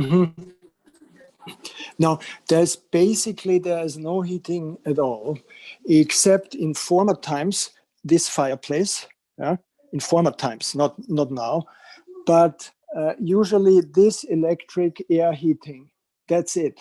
But the problem is that the air stays then mostly on top of the room, but in a tatami room, you don't have a table. Everyone is sitting on the floor, and you sleep here, and all the air is up here. So that's basically the system here. But to help out, to make it easier, as a solution, a modern solution is to put in a heating carpet and then put the futon where you sleep on this heating thing. But basically that's it. We just got this heating, the Dyson, like in advertising now, but that is a kind of a solution. And even in the house here, yeah, you have it like this. It's okay. So yeah, you have here the heating up here. Yeah? So again, the ceiling is quite high here. It stays all up here. So how do you bring it down? That's the problem. But the upper rooms are warmer because the heating then goes up the steps here. Maybe to explain, usually a traditional house is very dark, because you have only on this side, you have the garden, which is great and beautiful.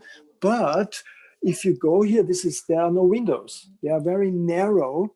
Yeah, there are no windows. So the architect who renovated that put in some skylight. That makes it completely different. But otherwise, this would be all pitch dark also during the day, like most of the houses. And they are very, the houses are very narrow and long. Narrow because in former time, the tax was calculated by the width, the size of the front of the house. So the most narrow house had to pay the least tax. So they built it all very narrow and long. So that's why all the houses in Kyoto are very long, but very narrow. Yeah.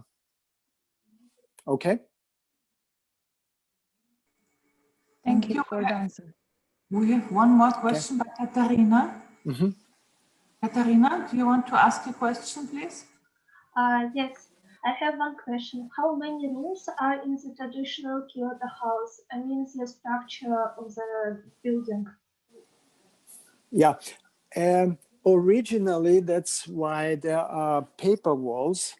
How in the European sense, there are not constantly separated rooms. You change them. It's basically a long stretched room.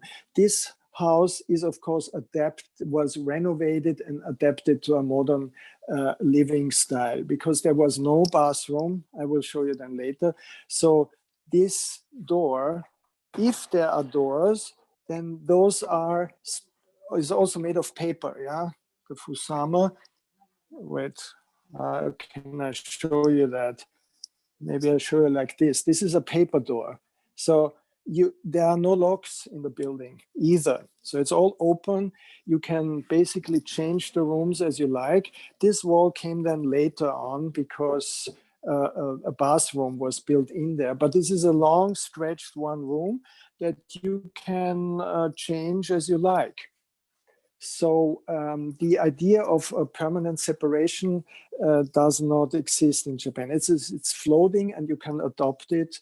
But at the same time, of course, in a house like that, you don't have privacy like we are expected in the West. You cannot close the door, you cannot lock the door, you hear everything. So that's why also a tatami room is more quiet. So everything is quiet. Everything is in a way open at the same time too. Open and quiet. That's the thing in a Japanese house. Open and quiet and dark. Yeah. Okay.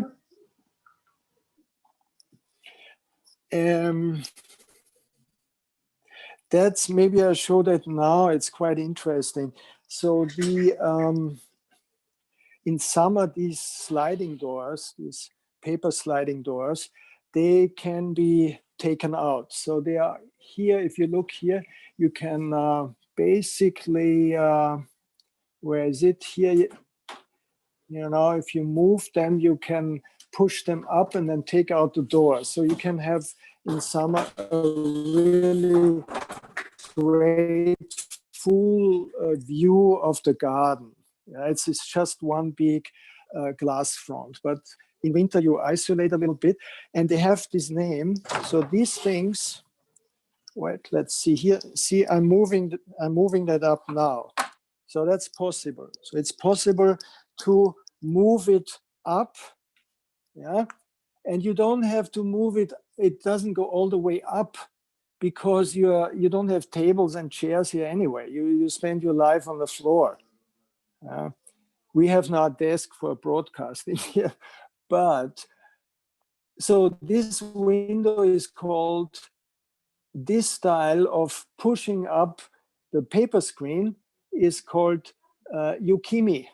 Yukimi means snow watching. This is the snow watching window. So of course it's beautiful. That would be the, so you sit here and then you look outside and the snow is falling on the rocks in the garden. Of course, beautiful, romantic, but it is freezing cold. Yeah? And maybe you sit here then close to the fireplace, and one side of your body is warm, the other part is freezing. But the main thing is this meditational moment. It's for us maybe in the West quite difficult to understand. So it goes beyond the comfort of the body, I would say. No? So it's this connectedness with nature that is there. So Schneeschaufenster. Ja, auf Deutsch Schneeschaufenster, würde ich sagen. Ja. Und then these, it's not rice paper. In the West, we always say it's rice paper. Maybe that because of the name, but it's actually Hanffasernpapier. Das ist eigentlich kein Reispapier. Und dann einmal im Jahr, meistens at New Year's, that paper is replaced. So what you do is you just put water here, because that's simple rice glue. Also if you ever have cooked rice and you mash the rice, yeah, also den Reis verschmieren, zerstampfen, it becomes a kind of a glue. And they used it. I tried it too. It's like uhu. It's a rice uhu, I would say.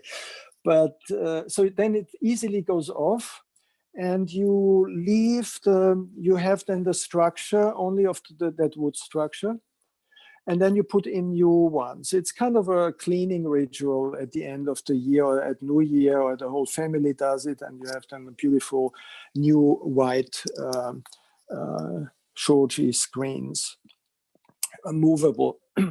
Another glue would be so-called konyaku. Konyaku is a kind of a potato, and that also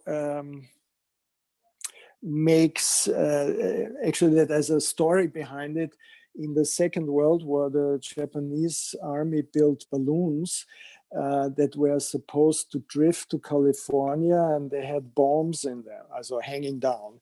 And actually, I think several hundred made it drifting blindly over the Pacific to California, and where the bombs then dropped. So that's a very peculiar part of Japanese history. But these balloons were made of paper and glued together with this kind of, not the rice glue, but this potato glue. So this is a little story on the side. Okay. Okay. Sandra? Yes, Okay. we Other can. question? No, not anymore. I think it's a Yeah. good time to walk outside. Good. Okay. You will see just briefly a black screen now, and then I'm right back. Okay. Yeah. Okay. Just a moment.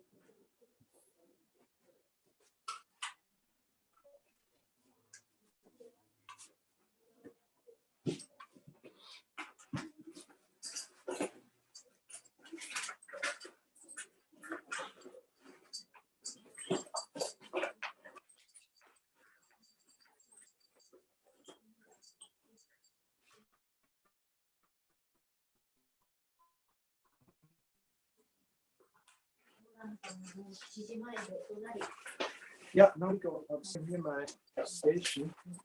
And we're right back. Yeah, bye.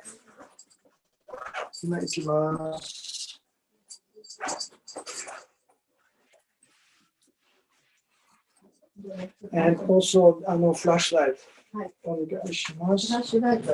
Yeah.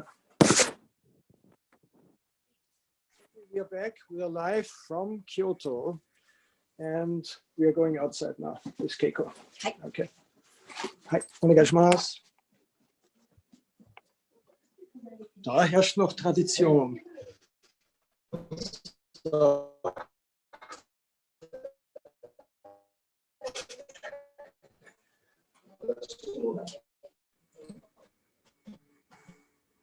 Roland? Okay, bye. Bye. 私の靴お願いします。ありがとう。いや、はい、ありがとう。大丈夫? So, wir gehen jetzt, kannst du mich hören? Soundtest? Yes. Ja? Roland, please talk in English. I have not, wait, I have to get this. It looks good. We'll see. Okay, okay. Please keep talking in English. Okay. This is the same building extending, and in this building there is an antique shop. But the great thing is that you can see here the original structure as it's in the building where we just talked before. So the basic beam, so they use this, you can see it's not concrete or anything, it's lame, it's earth. Yeah, the whole buildings are made of wood and this clay plaster. And they kept it as a design element for this shop here. It's called Arcadia. And actually, they are selling here antiques, mostly from America, and designers from Tokyo. And you can see how high maybe you have a feeling how high the ceiling is. And again, you have here a giant heater on the top it's not insulated. The roof is white. It's just covered with the tiles and has a wooden carrying structure, well, similar like in Austria too, but there's no insulation or anything. The regular beams. And sumimasen, no name? Nishimura-san. Und das ist, this is Nishimura-san. Hello.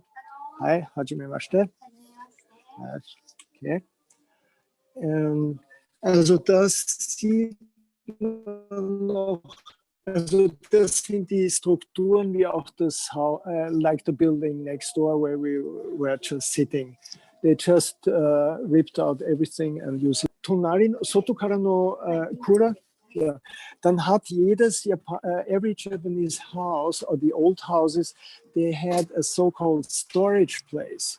Now that storage place was mostly made of stone. That is the place where you keep all your valuables at that time. That was the Schatzkammer, the treasure building. So now where is the, oh, it's next here. Okay.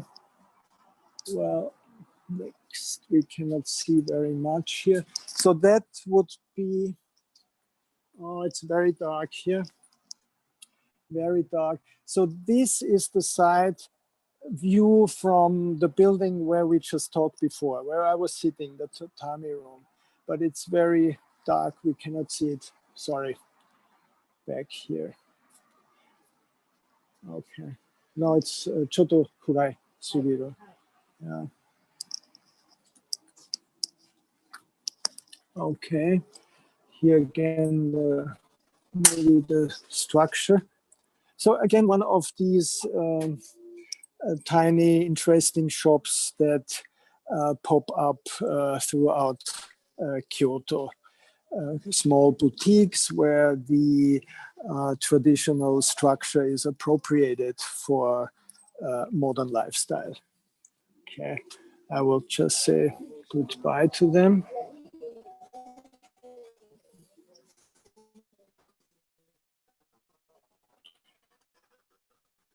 Hi, arigato. Ciao, mata. Bye-bye. Bye. Let's go out to the street. Before, Kyoto is built up in a very in a grid. You have 3 or 4 main giant streets, 8-lane streets like this one, going north-south, and the other ones are all tiny streets and rows. As you can see everyone, oh, there's a foreigner with a mask now, but it's red. Even tiny streets, you don't cross the street if it is red. So this is one, the Horikawa, going north-south. It's a 4-lane street going down, and on the other side also 4 lanes too. A great place to get anywhere quickly on bicycle. They have bicycle lanes, and the only problem is that you cannot park anywhere.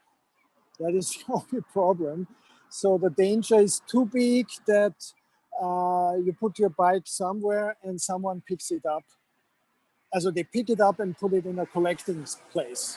So you see everything is very clean. There's not one piece of paper anywhere, no cigarette. It's properly, and everybody running or walking around with masks, of course. So let's go down this from the big street. Oh, here's a little doggy. So, die Nachbarin mit dem Hund, a neighbor is the, thank you.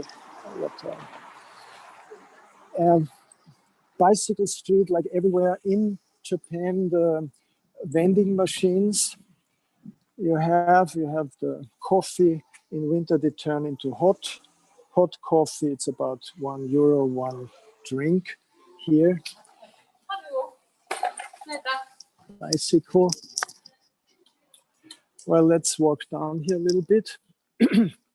Like everywhere in Japan, it's a mixture of residential and company buildings, but also you have apartment buildings, big one dispersed next to it. So in that way, there is not a zoning a strict zoning as we have it in Europe. Then these are kids, they are just going from school. Kumbawa. Hi. Ima Ostoria Doitsu no Daigaku no Enso. So, Soshi. Hi. Hi. Arigato. The gaku wa owatta ima? 終わりました。はい、終わりました。テニスしてきたんです。クラブで。Collaboration. Oh, also die Schule ist jetzt zu Ende. Korikara do kaerimasu. Und jetzt fahren die brav nach Hause. Also das. Bye. Kiyotsukete.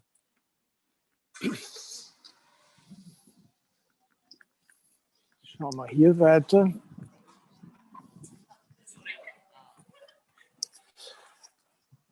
So, ich hoffe, hier ist wieder so ein japanischer. Das ist jetzt ein bisschen dunkel, oder? Nee. Jetzt sieht man kurz jetzt hat man kurz gesehen den Feuereimer. Der muss ja da immer vor jedem Haus mit so einem Feuereimer stehen. Alle mit dem Fahrrad unterwegs. Eingang, schöne Steine. Und hier ist er wieder. Ist zu dunkel.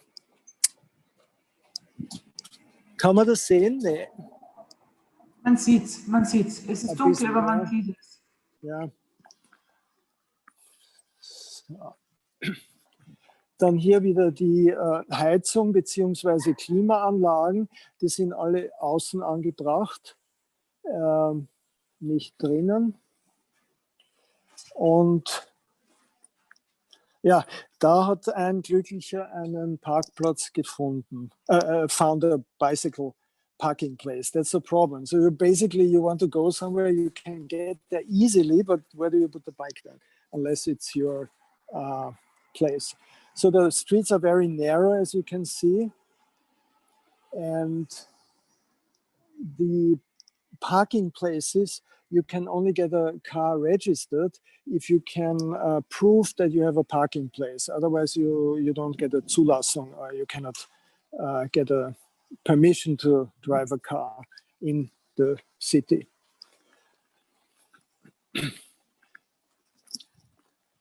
So hier ist wieder so ein vending machine for drinks. And then it goes into the dark. As you can see, it's not well lit. Well, today we have even a little moon here. How romantic. And again, he is parking the car in front of the house. It's just enough space. And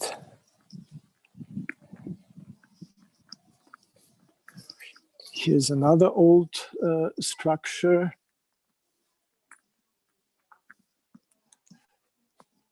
Okay, bicycle place in front. Hier. Und jetzt können wir ja fast so reinlupen. Das darf man nicht, das ist das Privathaus hier drinnen. Ja. So. Wow. Wow. Steinboden im Haus. Schön die Schuhe ausziehen hier. Und hier draußen der Stromzähler und der Gaszähler. Und alles sehr original 50er Jahre, würde ich sagen. Aber da hat sich hier nichts verändert und gibt dem Ganzen auch special flair. Now, the taxes, the inheritance tax, the Erbschaftssteuer is very expensive in Japan. I don't know the exact amount, but 50% or something. So what happens is then the family or the people who receive the property, the children, they cannot pay the tax, then they sell it. And what do? If they cannot pay the tax, then sometimes the houses get torn down and they turn it into parking space. Now, I told you before, the taxes were in former times calculated by by the width of the house. This is pretty broad, this house, but look how long this is. This is one building, very long, but that's how they all are. So there's a little stone way here. You find these everywhere, these beautiful stones, and irregular, but very nicely. But this is all one building. This is one room, only divided by some paper screens, and it goes on, and it's still one building. It's still one building. And here might be the second one, but I guess it was still the former part of it. So one of those narrow streets here in Kyoto. Here you have the again the gas meters outside. Oh no, and here it stops. Yeah. All right. So here you can see it maybe again. Very narrow, very long stretched building. They are kind of I always have the feeling that even if they build modern houses, they are kind of fortresses. You don't show, you have minimum windows outside. You don't show your private life. Yeah.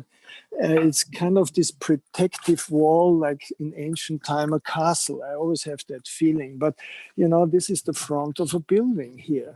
Yeah, it's all shuttered up. You don't have this open. You have these doors, but yeah.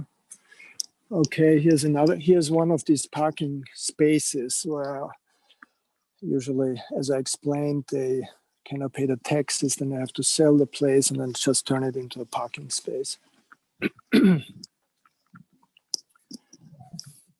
But that's kind of this kind of feeling of this street you have everywhere, interspersed. Of course, not at the center, like sneaking in here. They're all happy here, eating. So.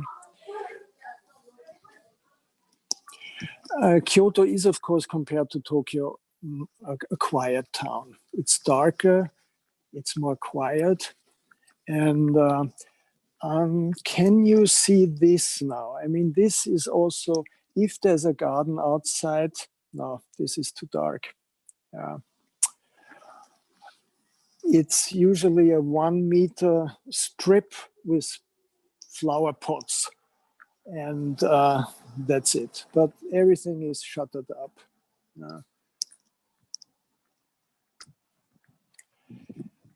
Now, here the announcements of the city government, the local announcements boards, and now it's a little bit too dark for that. All the electric linings are all underground, above ground in the air. So there's nothing below the ground. It's also kind of one of these contradictions, because with the typhoons and the rainy seasons, why do you would like to keep all the electricity not underground? Yeah. So this is here one of these Sentos public baths I talked about before. Yeah. So sometimes they are quite illuminated, like Las Vegas, I say, and they're open usually till midnight. And I showed you a photo before. You have a sauna in there. People go there to relax. Less the younger people, maybe more the students. And despite the fact that you have actually a bath at home, but it's has also a kind of a community function. You meet them people in there and you talk to them, and they are mostly all neighbors. So you sit them, and of course you first in Japan, you wash outside, you rub your backs, you soap your body, and then you take a bath. So the water is purely at home too. The bathtub is purely for relaxing and not washing. When you take a bath at home, you wash first and then you soak inside the bath. Yeah. So I briefly, this sign means you, means hot water is the sign. Okay, there's the Fuji there. On the left side is the entrance for women. And on the right side is the, oh, there's one guy now walking in. And on the right side is the entrance for men. It's not allowed to film inside, of course, because they're all naked. But maybe just the entrance, that's quite interesting. You take your shoes off like everywhere else, and they still have these wooden keys. They are quite interesting. So you go in there, wait a little bit first until he went into the second part. So I don't want to film there. And let's wait a little bit. So, well, they don't want. Just a moment. In the meantime, let's take a look at the beautiful moon in Kyoto. So usually next to these bath houses are, while you take a bath, sometimes, or mostly for students, they use the washing machine. So many people live in really small places and then they don't have space for a washing machine. Then they wash the things outside. So let me see if wir gehen mal rein hier, ja. But these are the great things.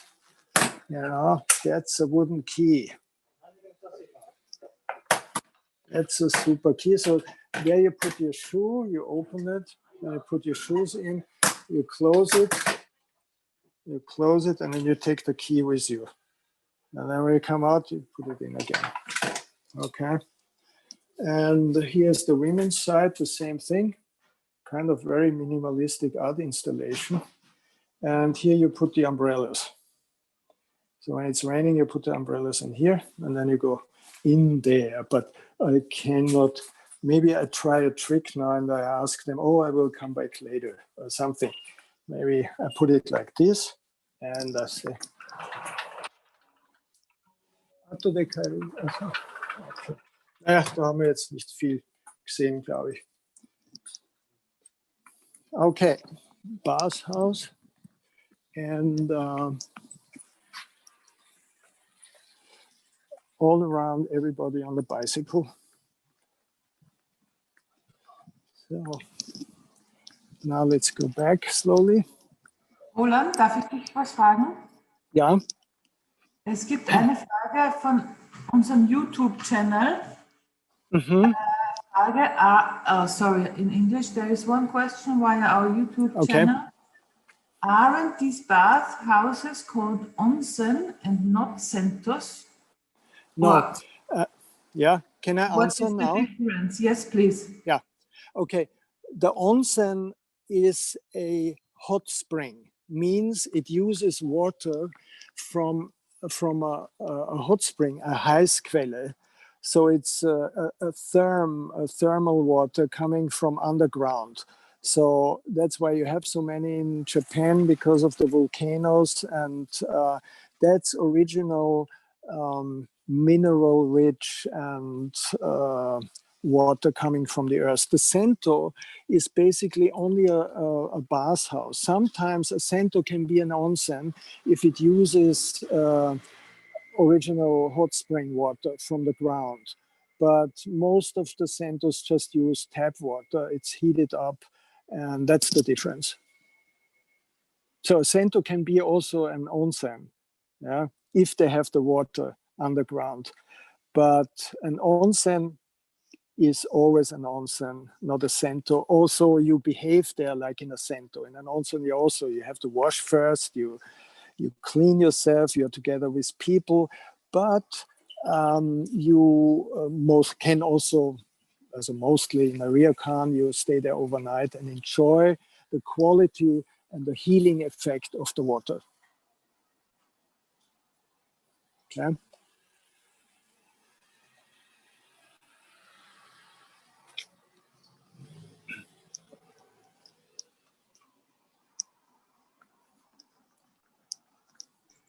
Roland, the answer is thanks so much, great explanation.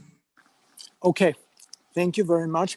We are heading now back, and we will, I don't know if Michael is online now. Sorry, we got a little bit delayed. So I will go back now and have a few questions for Michael and his experience in living in a... Sandra, can you hear me? Yes, I don't see Mike. Okay, yeah, okay. Otherwise, I go back, I call Mike, and then if he's not, has not checked in yet, and we do a quick Zoom interview with Michael. So I'm heading back now.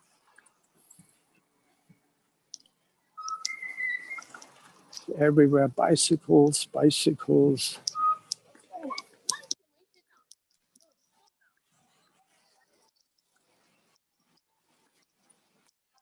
And one of the favorite cars here in Japan, an Audi. Okay. So we are nearly back. I have one more question. Yes, please. How cold is it in the winter, and are the windows not getting any coolness inside, or how do they heat beside the heating pot in Gaza? Yeah, so I'm pointing right now to one of the windows. I can point it anywhere. It's not a double window. It's a very simple sliding window, and the heating is that electric heating, or until 10 years ago, so some people still have it, it's an oil burner. An oil burner in the room, which is quite toxic, but still not so much available anymore. But until 10 or 15 years ago, I remember it was quite usual. In the countryside, definitely, still. You get the oil at the gas station and fill up here this burner, and it's standing in the middle of the room. So you have to air your room very carefully. Otherwise, you get quickly headache. But as you can see here, those are even the modern buildings here. This is a recently built one, but this is simple window here. And that's also a typical Japanese balcony. So the balcony is not like the purpose of a balcony is not like in Europe to sit there and enjoy outside noise, maybe to dry your laundry, but you hide yourself. You don't show your wealth, even how much money you have, your private life. Your private is private. You don't show that. So that's why also the balcony in that way is not very important, unless you dry your laundry, for laundry drying, for instance. And the paper windows, are they just in the engawa, or is it in the old houses? Yeah, so I must say that the paper windows, that was not in the modern time now that you have a paper window. So the paper doors you have inside to separate walls, and they serve as curtains. You haven't seen in the place where we talked, there are no curtains in these houses. Yeah, maybe you have them in the modern buildings, but in the traditional houses, no curtains, and the paper serves as a curtain. Now, in former times, they dipped the paper in oil, and it was outside, so it can withstand the rain that they had. Yeah? But as I explained before, the main function was to stop the wind, but still keep the house breathing through the paper, be it to get fresh air from outside, or that the air comes in to dilute the smoke from the fireplace. But today you don't have paper windows anymore to the outside. Okay? Thank you. Okay. So I'm coming now back here again. So when you come in to a Japanese house, you see here the entrance area, the genkan. Yeah? So if you have a Domino pizza delivery in Europe or in Österreich, in Austria, the guy probably delivers it here to the entrance, right? And he's standing outside, you give him the money and all that.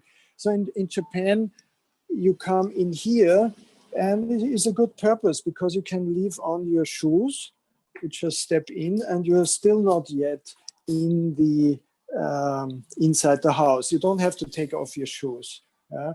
So once you are inside, but if you step into the house, you take off your shoes and then you have special slippers. You don't run around. It's not supposed to be polite to run around only on your socks. So in former time, but I saw it at official occasions, if you visit the house or if you leave, then the lady of the house would go on the knees on the floor and bow deeply to say goodbye. But this was the former tradition. I just recently experienced in a traditional shop and they did it there. I don't know if they did it more for touristic effects or real, but it still happens and it's done very gracefully and perfectly. So then you take off your shoes, you leave them there, you go in and you put on these slippers. But the important thing is, while we are right here, let me take off here. Toilet. If you go in that toilet, you have to, if you go anywhere to a toilet, you have to take off the house slippers. And then, actually, they are not here. Then you have to go into a special toilet slippers. And then you can enter the toilet. So, of course, that has all kinds of amenities and water temperature, water pressure. Theoretically, you would not need a paper because the air dryer would do anything. So I always say the Japanese with their toilets theoretically reached their ideal of a paperless society. Remember like 10, 20, or 20 years ago, everybody said, oh, with the computer revolution, nobody needs a paper anymore. Everything is on screen. And look how much we still print out every day. But we still kind of use paper. That's the Japanese. So then we go out and we take out the toilet slipper, put them back, and go back into the house slippers. So with the house slippers, we can go in now in the low. Oh, they are still here having a good time. We made a round here. Hi, hi. They have a meeting here. Another important part of the arigato. Hi. Another important part, this is very small here, but is the place where you honor the spirits and the God and all that. This is a little bit hidden here. This paper thing, can you see? So this is, you move it a little bit and it disperses the bad spirit.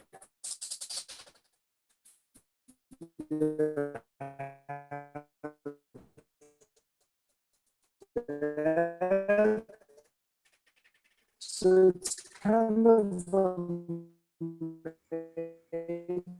okay, Roland? altar. Roland? And here you see in the corner in the back, once a year you get from the local temple the good wishes or the ja, hörst du mich? Hallo? Hallo? Da? Ja, Roland? Jetzt ist Hello. Bandbreite sehr niedrig. Maybe I Hörst du mich? touched it here. Ja, geht's? Jetzt ist seine Bandbreite sehr niedrig. Vielleicht wechseln wir dann zum anderen Computer.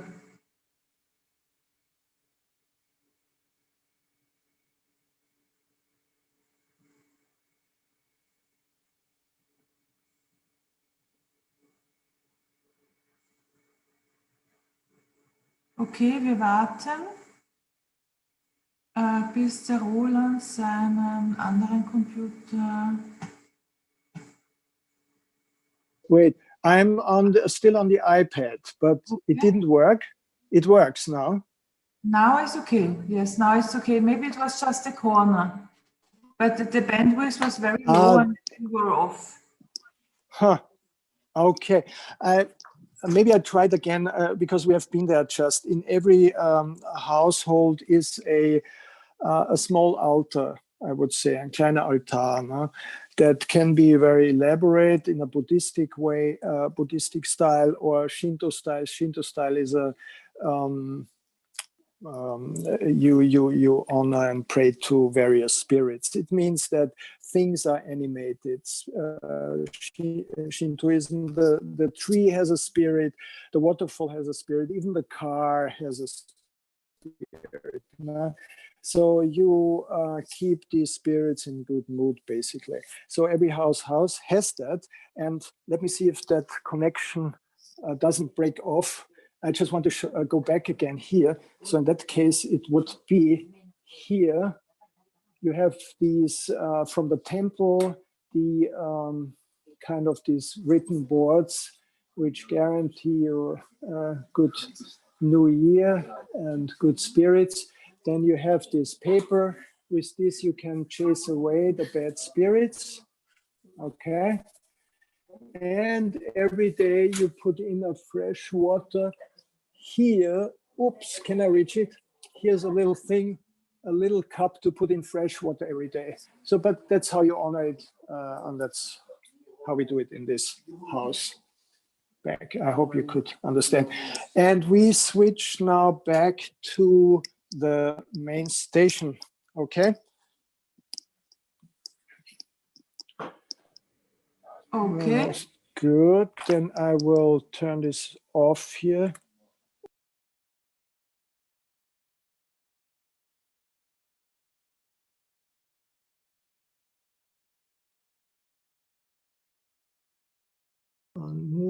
So, I'm back. Can you hear me from the station? Perfect. Stop video, mute. Okay, I should be back.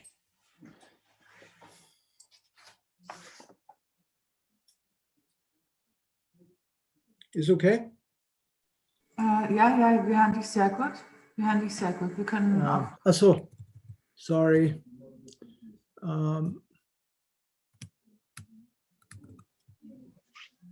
So, jetzt höre ich euch. Sorry, I had to switch here. Okay. Is Michael back?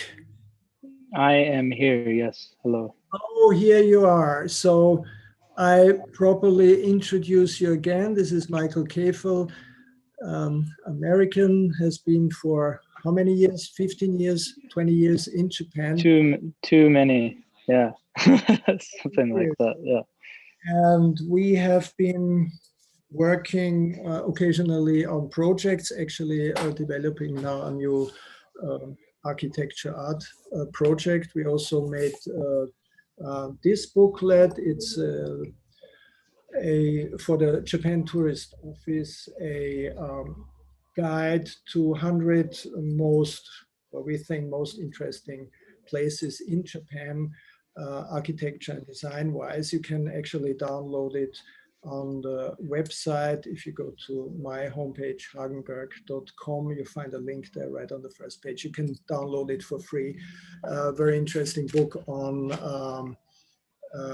modern architecture and design places in Japan. Now, Michael, you live in, you're sitting now in Tokyo, and you have a traditional Japanese house in the countryside, in the Mie prefecture. what was for you as a Western, I say, and doesn't matter European or American, the biggest influence of living in such a house? Did a house like that change your way you act, be it with your family, or did it affect your mood? Did the way you usually act or work? I would be interested to hear that from you. Yeah. So hi everyone. So when I first came, I was a bit surprised. Well, I didn't come to Tokyo at first. I went out into Mie Prefecture near the Ise Grand Shrine, and which architecturally is super interesting. They've been rebuilding it every 20 years for nearly 2,000 years in the exact same design. No nails, you know, all just joint work. And so the first time I remember my first night, actually, it was like February or something. And like you mentioned, the oil heater and, you know, the tatami rooms and, you know, the futon on the tatami, I felt like I was camping. You know, it smells like, you know, it's heating oil. It smells just like a stove, like in a tent when I would go camping when I was a kid. And I was just thinking, where are the robots, basically, because that was sort of my impression of what I was going to find in Japan. And suddenly I'm in this old like wooden paper house, camping inside. I think some of the things that you mentioned in terms of like the slippers and the behavior of like, you know, someone who's seen you at the home, like getting on their knees, like there's lots of Japan in general is just all about these kinds of procedures and like ways of doing things. And so you start to find yourself being accustomed to, you know, you step into the genkan, into the entrance, and you like turn your shoes around so that they're straight when you want to leave again, or, you know, taking off, you know, you don't wear the slippers into a tatami room, you take them off before you go into a tatami room. And so there are all these kinds of, which I think is silly, but whatever. And but there are all these kinds of rules and like ways that you do things. But don't you think that that on the long run influences the way you behave? Yeah, that's what I mean, is that it makes you very deliberate about the things that you're doing, right? It sort of makes you I don't want to say submissive, but sort of like you're like kind of submissive to the space, right? Humble. Yeah, it like the space kind of controls you, right? In the sense that if you're going room to room and that room is a tatami room, the room tells you to take off your slippers, you know, even if it's cold out and you still want to wear slippers, the rules of that room are that you don't wear slippers in there. And so it changes your behavior, it changes the way you sit, you know, on the ground. And yeah, it changes a lot about you. But isn't even that, just taking off your shoes. Yeah.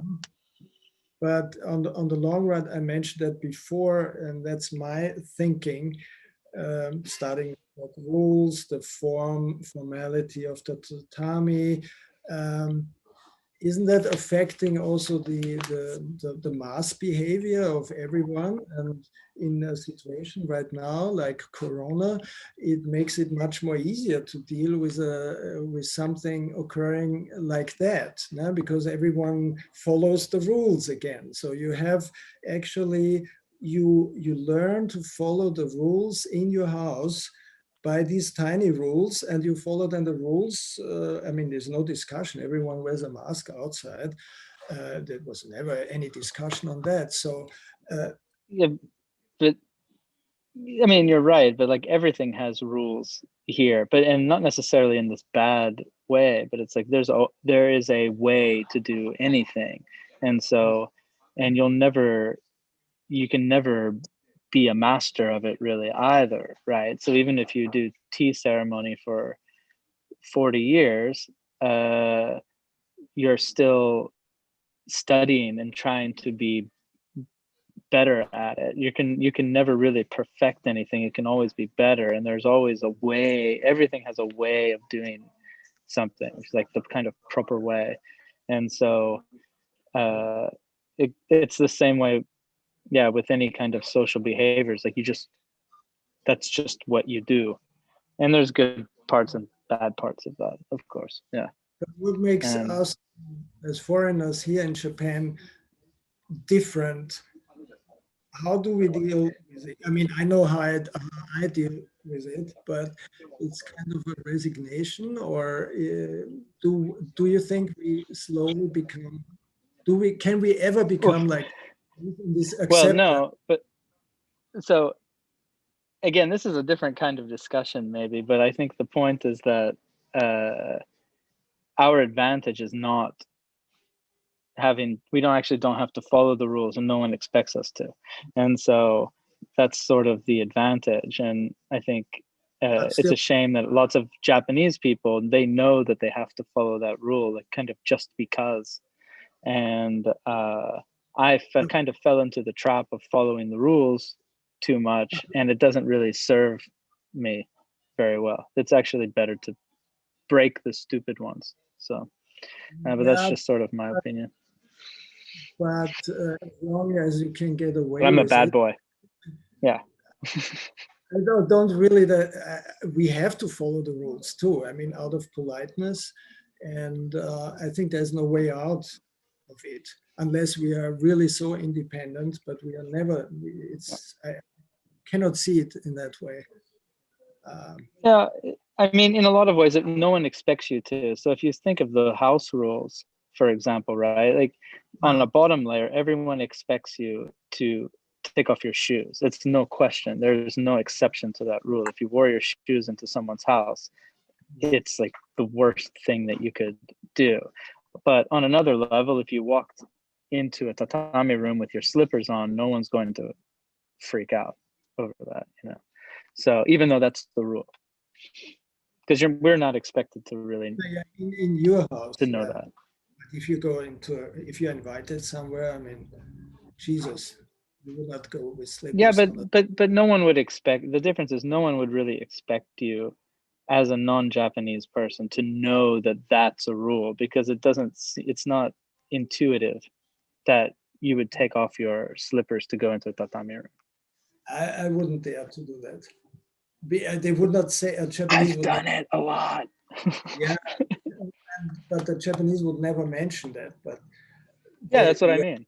Wedges never forget it forever. But anyway, it's okay. And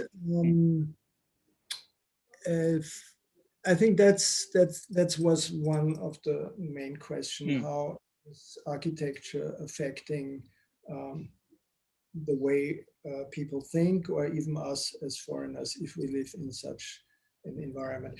Maybe I think one more thing. I think it actually also makes you a little more tolerant, right? Because to live in an old house is kind of to suffer, right? I mean, there's a lot of suffering involved there. It's really cold in the wintertime, even in a place where it doesn't snow. You know, it's cold, and single pane glass windows with gaps between, you know, the doors and everything. And that's like just how it is. And because of that, you just sort of learn to deal with that's the way things are, you know. And even in modern homes that they don't put in double glass windows, in a lot of ways I feel it's because there's almost, I don't want to say like an enjoyment in the suffering, but it is a bit masochistic not to put in double pane glass windows. That's what I referred to before at the so-called yukimi, the snow watching window as they call it, no? Where you can push up the paper window a little bit, but you sit on the tatami floor. You can look outside this to the stone garden with the snow, but it's freezing. But yeah, you have always this contradiction of beauty, but at the same time suffering for that beauty. Just yeah, think about micos or geishas. It's a perfect example. You have this the beauty, but the suffering that goes into that, wearing that. I mean, this is bondage pure, with these 6-7 layers and the belt and the makeup and all that. So you have this contradiction throughout, I think, in the culture of Japan. Maybe before, because I didn't see. Did you see that when I was standing in front of the Sento, the bus? yeah. I was watching. Yeah. There is a bathtub, as only in Japan, and it's called the Denki Yu. It's an you sit down there and there's an electric current going in. It's so creepy. And the same thing as on one hand, you can enjoy this hot bath, and then why do you have this electric power there suddenly? When I went in there the first time years ago, I mean, I didn't know. I just jumped out of that place and out. So this kind of, you're right. These are the contradictions, this combination of beauty and suffering that seems to be prevalent in daily life. Yeah. Yeah, it's not, I mean, I think in general, Japan, I think a lot of the images that people have of Japan is this kind of minimalism and, this like sort of beautiful simplicity of everything. But like the reality is, if you go to someone, like an actual person's house where they live, it's not that, right? And I think on the whole, most people are, they have very cluttered, messy spaces, and it's not like the photos you see on Instagram or whatever. It's there actually isn't a great sense of lifestyle, I think, in Japan for most people. They don't really consider lighting very well. If the lighting is insane, you will have like a bright white light in the center of a tiny little room, and this light, you feel like you're in like a dentist's office or something. It's so bright and so uncomfortable, but no one really notices it, right? Because they don't really like most people, right, don't really curate their space towards lifestyle. That will be the topic of our next tour. We will be in Tokyo, and Michael will join me then. That tour is basically what you just mentioned. How does a regular Japanese live in Tokyo, in a not traditional house, but in a regular house?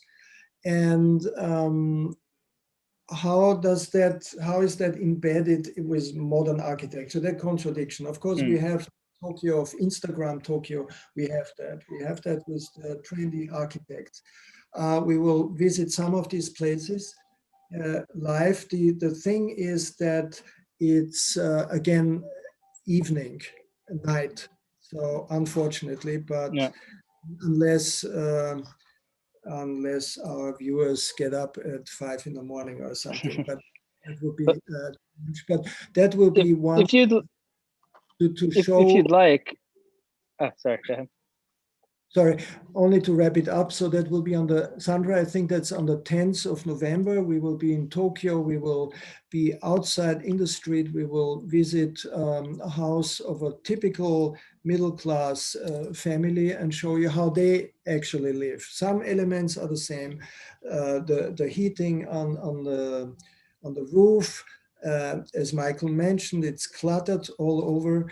And of course, it doesn't have paper walls and all that. Well, some might have, but it will be a quite contrast program. Sorry, I interrupted you. I can go through some photos of my house actually right now, if you'd like, just to give a little bit of context.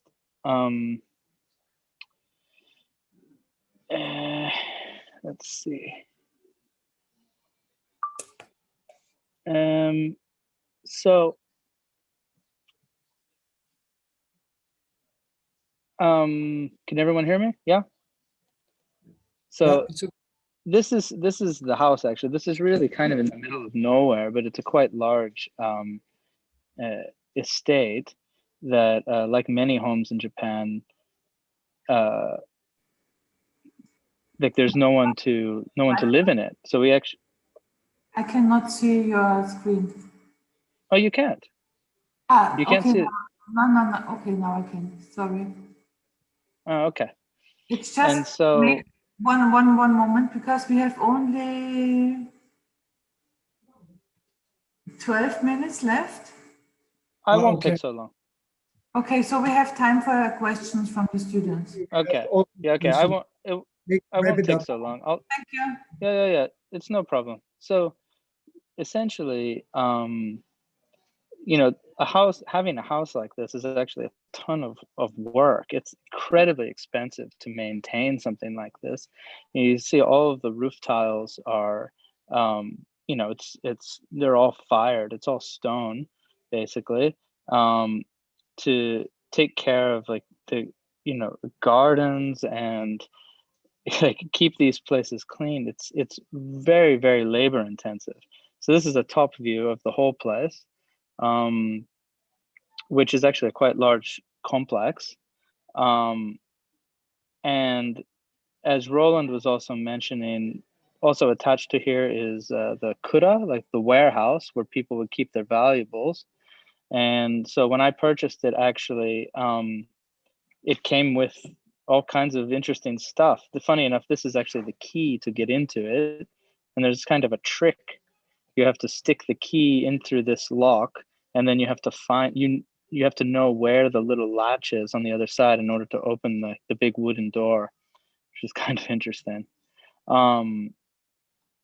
But the thing is, and then what you'll also find, I'm not sure if Roland mentioned, but is the butsudan, so the home, like the Buddhist shrine that you have where your ancestors would be kind of preserved, and you would have that in a separate room in the home.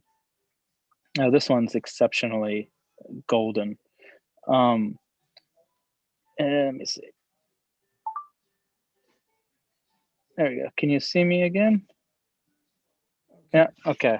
And so I think the main takeaway for me is just that having owned it for so many years and actually taking care of it, it's really, really hard. You know, these places fall apart, and if you don't, and I actually work on projects with lots of old homes, if you don't routinely open the doors and windows and just air the place out, these places fall apart very, very quickly.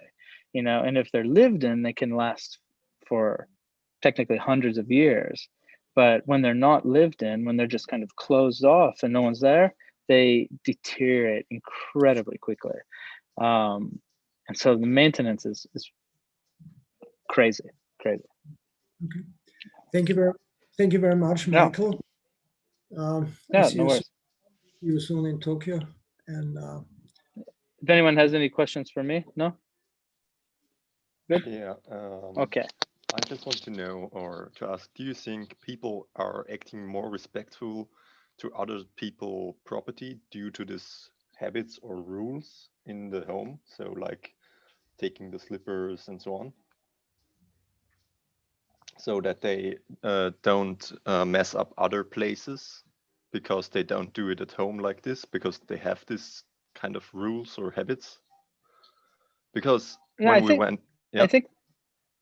I think that's a good point, actually, in that you actually have sorts of rules built in even when you just go to someone's place. So you're always very just aware of, your behavior and the things that you're supposed to do, and that sort of thinking, I think, carries out into society as a whole. Yeah. That makes sense.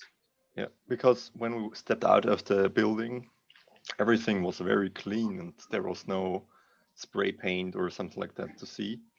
And in the States or also in Europe, you find a lot of graffiti and a lot of garbage flying around, and it doesn't seems to be like that in Japan.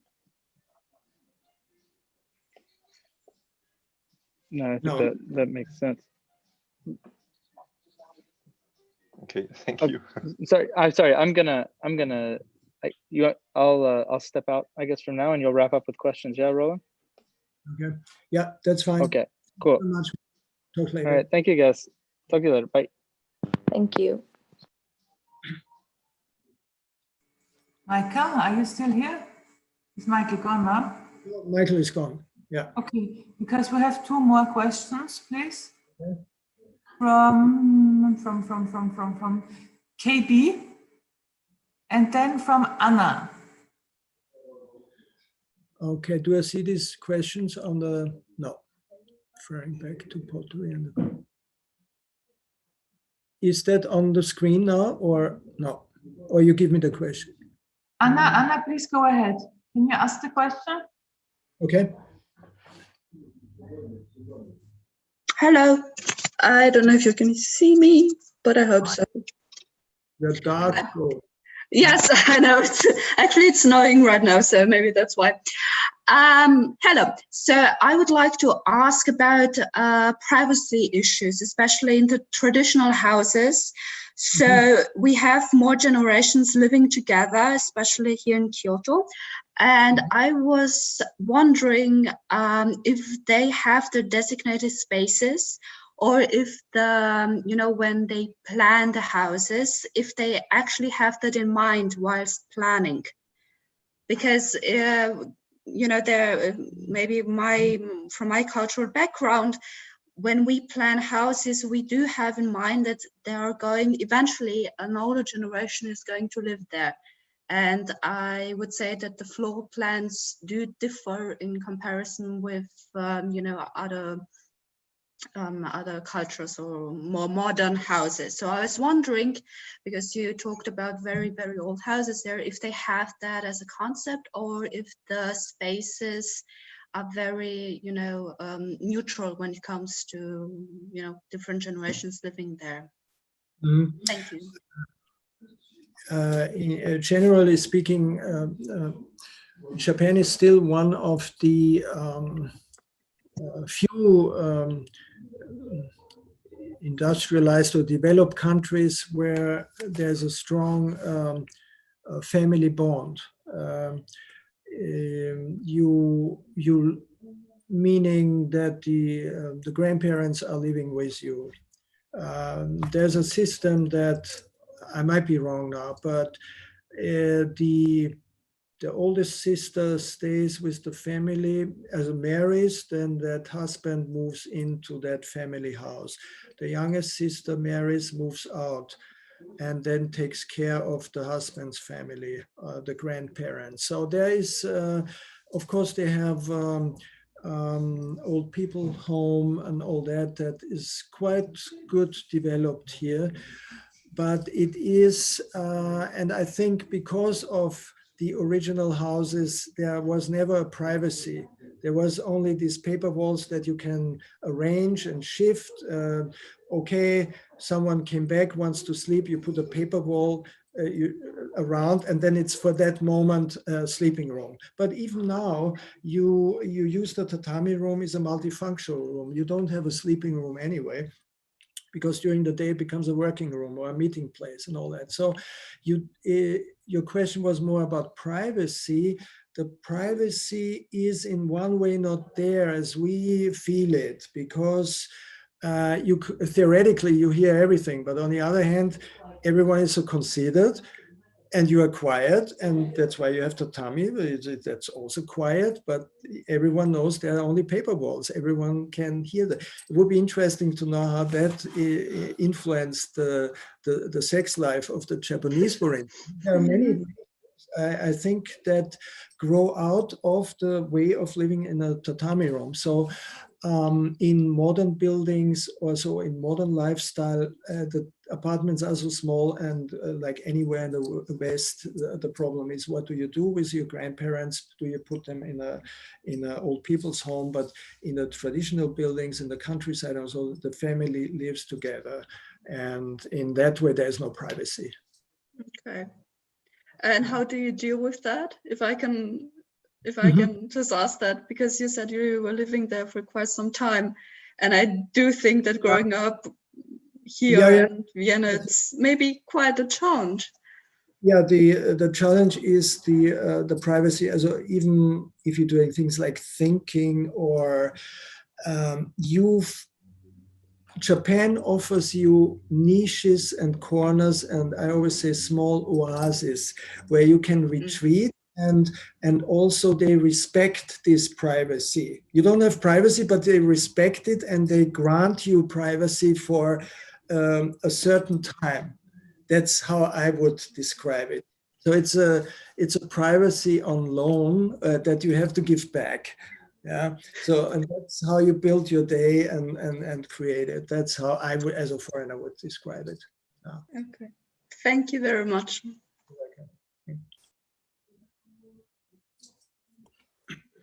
So next question would be referring back to pottery and the concept of wabi-sabi and the kintsugi.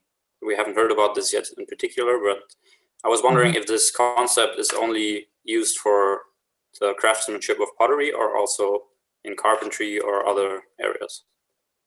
Also, kintsugi, to explain, is, I referred to it before, that a lot of styles or high art developed out of a necessity or of a tight situation. Like I mentioned before, Fujimori, they were eating butterflies, but it could be fashionable now, eating a butterfly, but 100 years ago, they had to do it because they were starving. But then afterwards, or the vegetarian food that the monks ate. And so it's out of, because you didn't have meat, so you had to eat this grass and all that. But afterward, it becomes this stylish and expensive. So kintsugi is an expensive vase, fell down, it broke, you repaired it, and you glued it together. Now, can you imagine in the West having your vase glued, and you put it there on your cool desk and all that? There's a broken vase that you glued together, and then your friends come and say,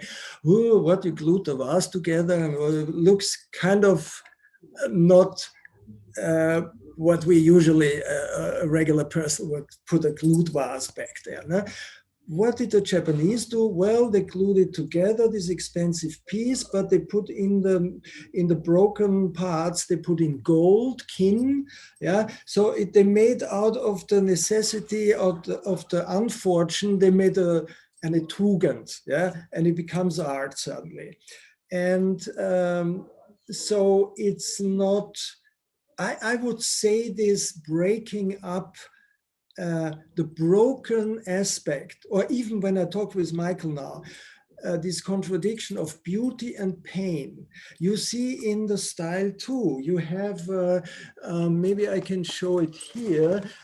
You have here a beam. This is actually a bamboo. You see, it's not straight, it's crooked, but the other form, the plain form, follows that form of that bamboo. You break up the classic form. I always say, when I go back to Austria, so I talk with farmers, the beauty is basically in the Western concept to have a straight lines. You have the Louis XIV, you have Versailles, you have the gardens, they're all in the straight formality. In Japan, it's the difference. You want to get, the beauty is to get as close to nature as possible. You imitate nature as much as possible. You recreate it with stones and shapes and all that, but it's always, you have a beautiful straight paper wall, tatami, all square, but the beauty comes with a broken thing, with a stone out of shape with kintsugi, that broken vase plays into it perfectly, because if everything is straight and clean, it's not so much beautiful as if you have next to it a broken thing, because you can compare it. And I think that's how I would answer your question. Yeah. Thank you very much. You're welcome. Yeah. Maybe one brief, because that was very funny. We only have a few minutes time left, but so the Japanese Schrift signs coming from China, they were used already 3,000 years ago, some of them 4,000 years ago. Also very fascinating. They're still in use. The generic expressions like husband, wife, drinking, so all the, not computer because they didn't have it, but those generic signs were used already 3,000-4,000 years ago. That's for me always fascinating, but it also tells a lot. And since we're talking about houses today, I just want to draw briefly here the this is the sign for house. Yeah, you have the roof. So can you see it? You have the roof, and under it is a pig. Yeah, that is the meaning for house. So it makes sense. 3,000 years ago, you lived with the pig. You had something to eat. That was the house.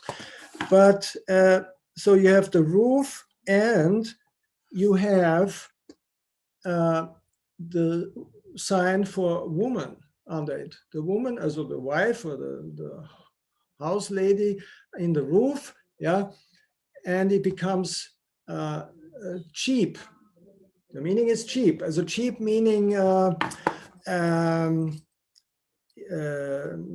that she always, and still is today, the woman controls the money flow. She buys she doesn't want to spend too much money. She is very careful in the budgeting. Yeah, so interesting. So you have a lot of signs with the roof and the house referring to women, but you also have a sign like jealousy. So you have the woman and a stone, or the other version is with an arrow or so. So if you're jealous, it's the woman with a stone throwing at you and all that. So that's also very fascinating for me. So there are many signs incorporating house and woman, because in Japanese society, and to wrap it up slowly, we have this image of the unterwürfiges, very servile Japanese woman, but basically it's a strict division. In the house, she is responsible. She decides where the kids go to school. She decides the budget, also the regular salary man, or so he gives her the money and she distributes then the money and distributes it. So there's a kind of a power sharing. To the outside, it's a different thing. No? So you have that still, I can see it then in these old kanjis and characters, the status of the woman then and nowadays too. Yeah. So just one more, a roof and a woman, and another sign means safe, safety and safe. So you have this combination throughout the language and throughout the centuries, referring to the house.